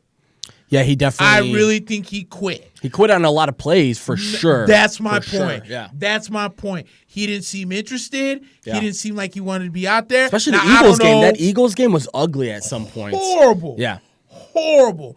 To where what's his name had to rely on 90-year-old Jason Witten, Randall Cobb, and Michael Gallup because your number one deep threat is quitting on plays continuously. Yeah. Hopefully I'm wrong, and that was just a frustration with the offensive calling. I think it is too. I think that's what it is. Man, dude, that's not a good look. No, and especially for a guy who's looking for a big-time extension, and at the same time, when it comes down to it, it doesn't make fiscal sense for you to give possibly $40 million to Dak, which I don't think $40 million is on the table anymore. I think it's going to be closer to that. I think what he was doing with the $40 million was he was setting himself up for having an MVP type season. Yep. And then going into the offseason saying, see, we told you $40 million. Let's see. Let's show us the money now. Now, if you're his agent, you got to go, all right, I know we said $40 million earlier this season, but if you could just give us like maybe 30. And, how about this? I wouldn't be shocked if he's tagged. I wouldn't be surprised either. And I also wouldn't be surprised if him and his agent said, why don't we do a 1-year deal? I'm not going to say that a 1-year deal is exactly the smartest thing in the world for a player like Dak, but it might be good for his value to see what he can do next year with a full year under a new coach, a new philosophy. Jason Garrett was given more chances than I think a lot of head coaches in this league were. Let's remember, he started as an interim coach with them. Yep. Then he went to the next season. He did pretty okay as an interim coach, and they decided, you know what, let's be honest. I remember this at the time. There weren't a lot of people who were chomping at the bit to go coach the Cowboys at the time. It was pretty crazy. This was after they ruined Parcells, and then next thing you know, they have a couple of guys come in there, and the team was shit, even with half-decent coaches. And then Jason Garrett takes over the team. They do okay. Then the next season, he takes over as a full-time head coach. And since then, we haven't seen much production other than that one really good year that they had. And even with that really good year, it didn't result in a deep playoff run, which, again, if you're Jerry Jones, you've got to be thinking about, a Super Bowl appearance at the very least. Now, I get it. That game in Green Bay, the Dez catch and everything like that, these are all sort of tough parts of the story. But at the end of the day, Jerry Jones, if he's a man of his word, is going to come into this offseason with a thought process of Super Bowl or bust.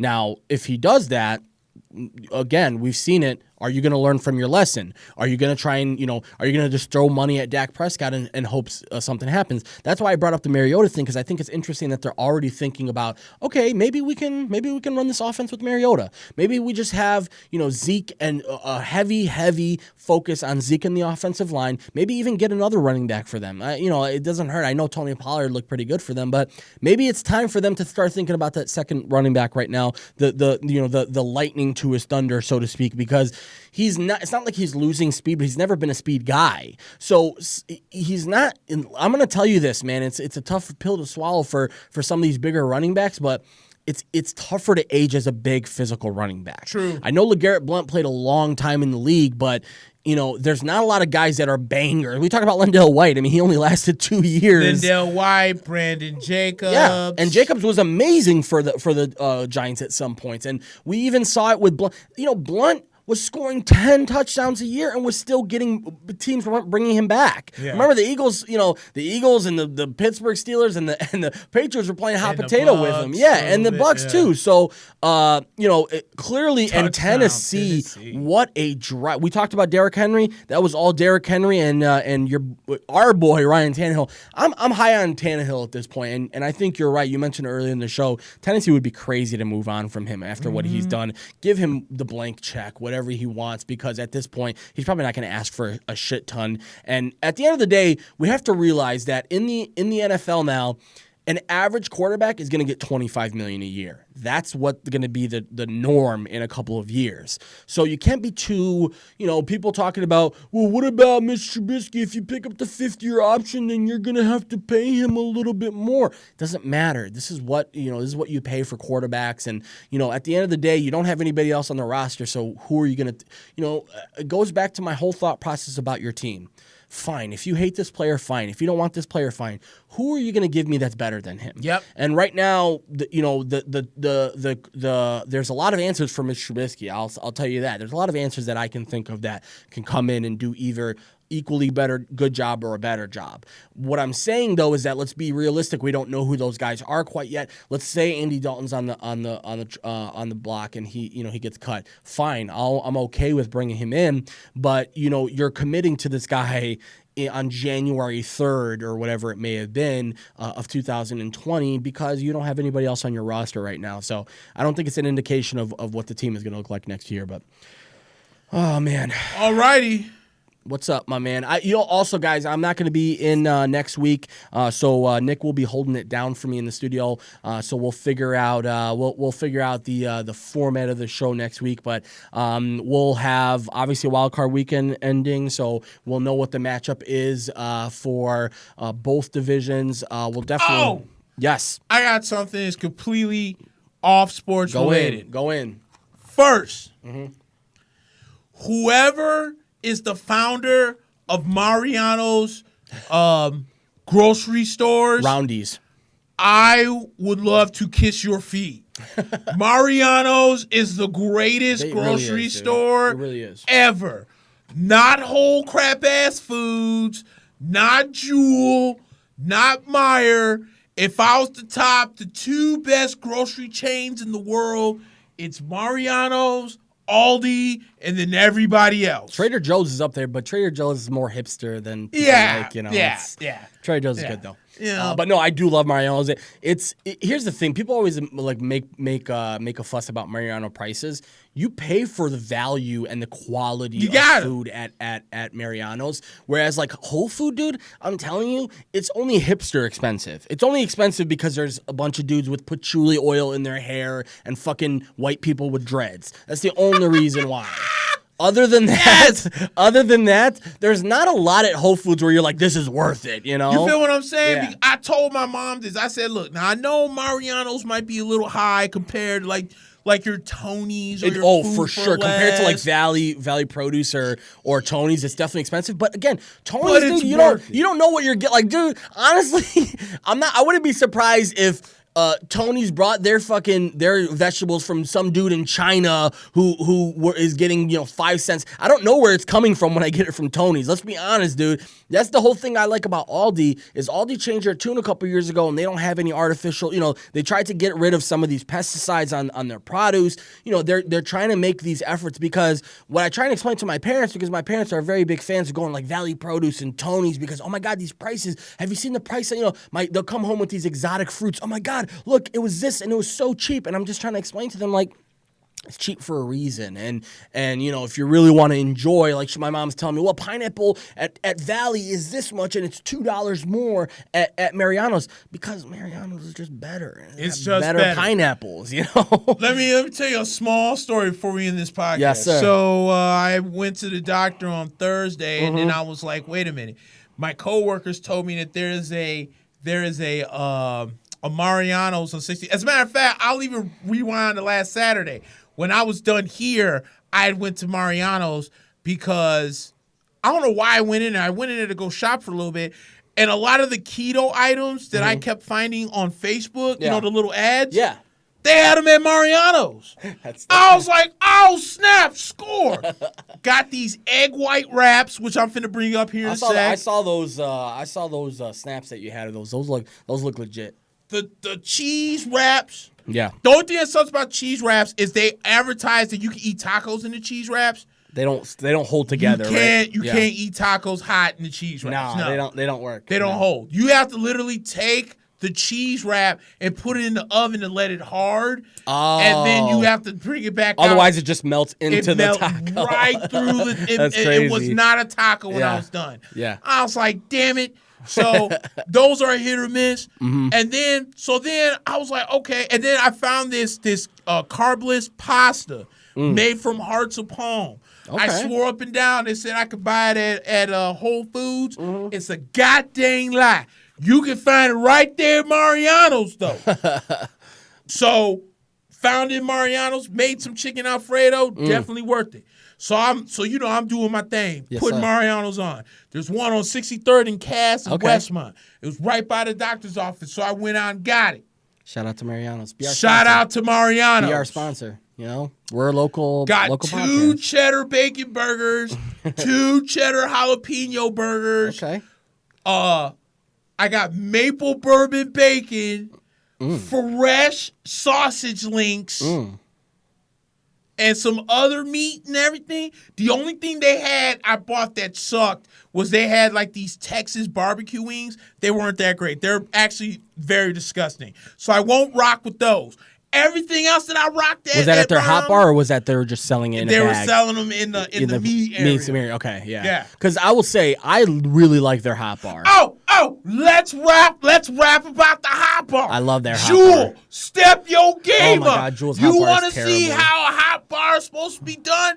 Go check out Mariano's. Yeah. Now, Whole Foods is okay. But their shit's, I get their shit is like 100% like organic, dude. But their shit, dude, you put a salad together and it's like $13. $13 Yeah, for it's a like, I goddamn can't- salad. And I'll be bro. honest, like I know that Mariano's is like 10, but the extra $3 makes a big difference to me But because it's like if you're extra cool, Yeah. you just get you a Mariano's card, and if you spend $10 with the Mariano's card, you get 2 off. Oh, wow. So you're legit. If you go like $10.50 on a salad, I'm take snoozing. 2 off. Yeah.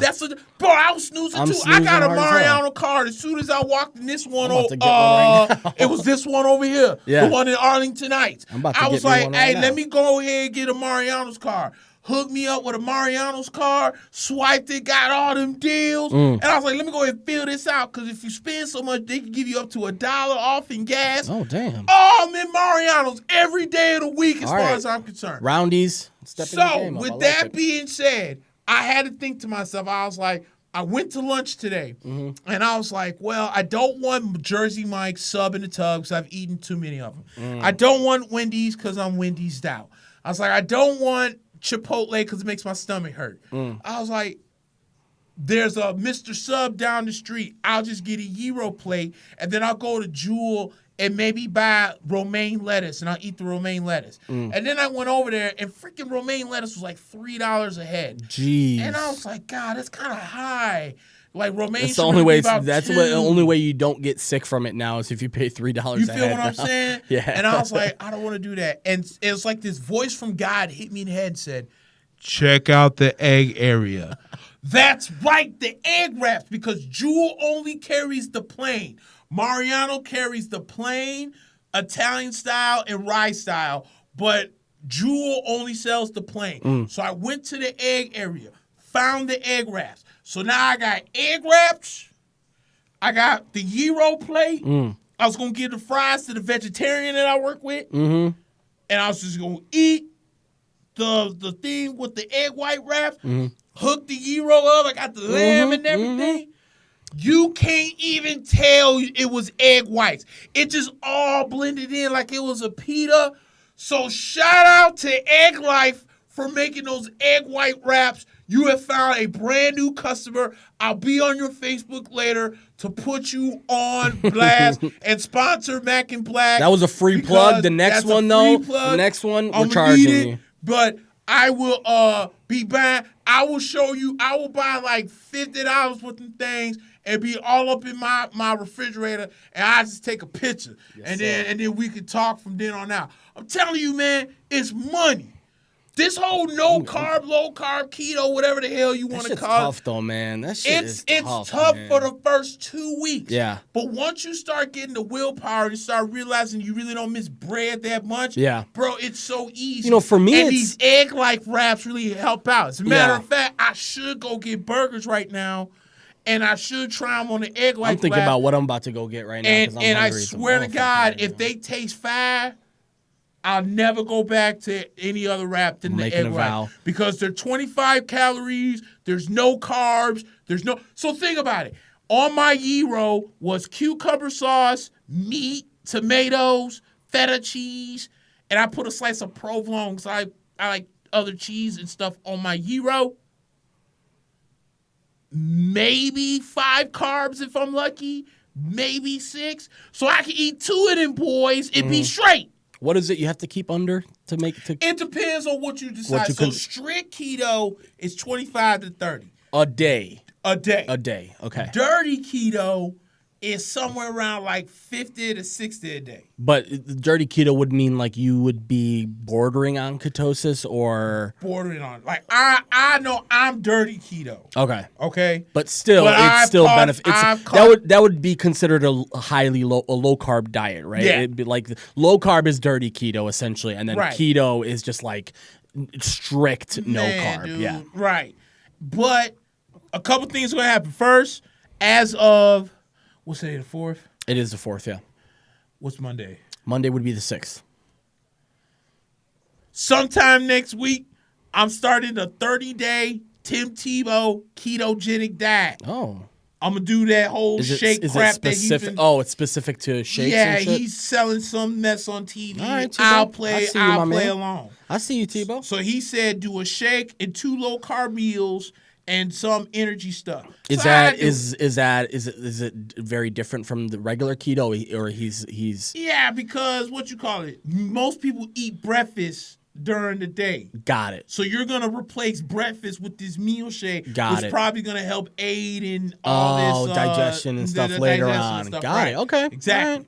So for see 30 days, so from sometime next week to February, whatever that time next week, Okay. I'm gonna go on this 30-day challenge, and then we'll track all my progress and everything. I love it. Let's do it. And if it works for you, man, I might have to, because I have a hard time with diets, man. I go up and down in weight a lot, and it's just like one of those things where I can go down 10 pounds in a week and a half, and then I'll gain 6 back in a weekend. Yeah. And it's like it's really tough for me with diets, especially like fatty diets. I've tried the keto thing, but I've noticed that if I don't stay strict keto, it doesn't work for me. Like I have to stay strict keto because my metabolism, I think at this point, is just not aiding. Yeah, my no, weight it's gonna loss. happen. It's gonna happen. Yeah. It's gonna happen. I can't. We'll get front on there. it. We gonna get there. We'll get there. Yes, sir. And then B, the Bear Cave will be making his return. Yes, sir. Sometime next week. Tuesday or what? What are you thinking? I haven't figured that part All right, out yet. stay tuned. Yeah, Stay stay tuned. tuned. I'll let you know. So Bear Cave's coming back. Yes, sir. I'm on keto. Eat Eros on the Egg Life wraps. We're about to eat. You know we're about to eat after this. Dude. I'm hungry as hell. I'm about to Dude, go I still got scavenge for some Euro and food. stuff left in my car. Okay, all but I right. gotta go to this. I got some Rudy food waiting for me at Poo- home too. I go to this Rudy Poo ass meeting for work. And Oh, then that's they're- right. You got a meeting tonight. I Yeah, forgot. and then they're actually making me help close, which is further BS. That's shit. Because I already worked today. Yeah. So why I gotta work They're some gonna make you more? clock back in and rework. Man, That's close the fucked, restaurant man. at 9:30. I was gonna say, if you're gonna have a meeting at 10, just close the fucking restaurant, man. The restaurant's supposed to close at 10. Oh, okay, I see. So And they they're better start pre-closing. but close. now. I was gonna know say it's slow. pre-close, I know it's slow. pre-close. They can't play with me. I Yeah. know it's slow as balls. So stop course. playing and pre-close. So once this meeting, because you know how this is. Yeah. I don't like when we do this. And it's gonna. Oh my God. It's gonna Food piss me off. restaurant meetings are always the same thing. It's always like, hey, we didn't do this that well last month. Let's do this better. And by the way, here's the new menu item, and here's this, and here's this. All right, you ready? Everyone good? Facts. Bye. Facts. And then one last thing before I'm done. Okay. Dude, can I stop getting notifications from the Score app about guys who didn't choose the New York Knicks? I don't care. I just got a notification Who are they still sending you about? that Kawhi Leonard never really considered the Knicks. Duh. Yeah. That's Why would not he? new. And he said it himself. He said it. He actually came out and said he really never considered Toronto. Right. I mean, let's be honest. Everybody and their mama knew he was going to L.A. Yeah. It was just dependence on who was going to cough up. If it was going to be the Lakers or the Clippers, basically. Right. So basically, what he had said was when the Los Angeles Clippers said, "Yeah, I'll go out there and trade Paul George," and Paul George went and said that I don't want to be here anymore, and then the Los Angeles Clippers basically sold the farm for Paul George. Yeah. It was easy. Nobody was shocked. No. And So don't give me no monkey ass freaking notification on my phone talking about Kawhi didn't consider the Knicks just because we play the Clippers tomorrow. I don't care. who else? LeBron didn't consider. You could just go down. You could just every single free agent didn't consider the Knicks. It's like, yeah, we get it. We it's get not, it, dude. And also at the same time, I also want to bring up. Kawhi Leonard's like the Thanos of the NBA. He could have really ruined the league by going to the Lakers. He had a chance, by the way. He did. The Lakers almost got Kawhi, guys. We don't understand how close it was as we're watching the Patriots just score, so it's 10-7 now.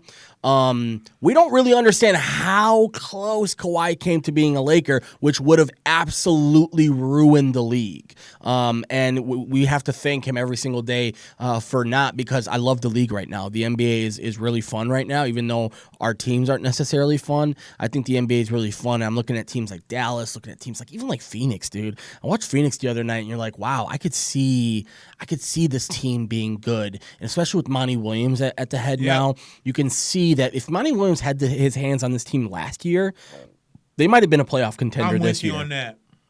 All right, man. I'm with you on it's that. time to eat for us. Yes, sir. All right. Well, thank everybody that watched. Thank you guys. Appreciate Appreciate it. Thanks for sharing and everything There like was that. a lot of shares tonight, so I appreciate that. I'll be here solo next week, so come bring me company again next week. Please. We'll have fun. We'll talk some baseball. We'll talk some NBA. I'm gonna try and call in too. Mac will try and call in. There's something else I was going to talk about next week. We'll recap the wild card weekend, go into the divisional round. We got to start talking. We got to start talking baseball previews too, man. Like we're going to have to do spring training. I know it's early, but that's how excited we are. We just can't contain our excitement anymore. Yes. And we'll probably do that like we do the training camps for football. I like we'll just that. get rid of the conference we don't care about, which is the National League, because, God, who gives a rat's ass? I'm with you what you Which said pitcher's earlier. Gonna be, Dude, I flipping hate National League fans with that purist crap coming at me. The pitcher hit this dude. I'm not paying you $360 million to hit a goddamn baseball. Yeah. You get your ass on the mound, you throw strikeouts, you bring your ass back in the bitch. Can we have a professional hitter up there to hit now? Right. For what? Yeah. And then I don't mean to interrupt, no, but my mom's famous for this crap. Yeah. Well, that would hurt the Cubs. If you're telling me about the pitcher hitting is going to hurt you winning or losing, you should really reconsider your squad. That means you don't have an extra good hitter. Like that means your team blows. Yeah, really, the DH is almost the easiest. Are you kidding me? It's the easiest thing in the league. You have one slot for just a good hitter. All they have to be is a good hitter. They don't have to field, nothing like that.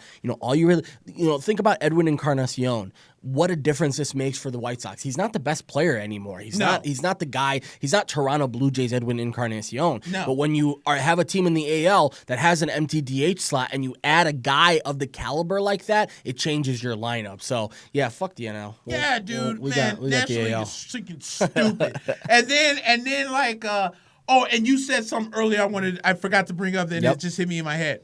I love that stuff too. Well, you don't get to see the double switch. You don't get to see managers manage. I went to go see the Cubs and Reds to go see if Joe Madden double switch. Joe Madden, like, hey man, look at me. Dance that double switch. Woo! Double switch. There you go, Joe. Double switch, idiots. Yeah. All National League fans are idiots. All of them. Because they all come at me with that same stupid, dumb-ass, purist argument. Yeah. It's a total joke. Yep. So if you're not down with universal DH, I hate to hurt your feelings, but you are a moron. And by the way, get ready for a change soon, because I can't see that lasting for very much longer. Hell no, dude. 2 more years and we're talking DH. The Yankees have lost pitchers. Chin-Min Wong had won back-to-back 19-game seasons and was on a roll for a 20-game win season when he tore his foot rounding third. Mm-hmm. You know why that pisses me off? Because he should have never been on the bases to run in the first place. And the Cubs. Lame-ass National League BS. The Cubs lost Pedro Strop to an injury, one of their best relievers, because they had to force him to hit. And when you have to force a bullpen guy who probably has been at the plate a total of 10 times since Little League, you're probably going to get the guy hurt. Thank you. But please keep telling me how double switches and pitchers hitting are funner than dingers. Baseball. Yeah, then you're dude, get off my nuts. You're gonna tell me a double switch is better than a guy that could potentially hit you 30 home runs? Yep. You're really going to keep on I don't know, arguing me Nick. about I that? really love being at the ball game and seeing a double switch. There's nothing like the exhilaration of a double switch. Yeah, that's what I want to see. If I go see the Cubs this year, if I don't see a double switch, I want my money back. Yeah, I'm gonna be super Wrigley. sad. I'm gonna be super sad to see a DH spot at the Sox games this year. Balls. All right, guys. Well, thanks, Steve, producer. Yeah, thank you, Steve. For Mack on Black. We'll see you guys next week. Peace.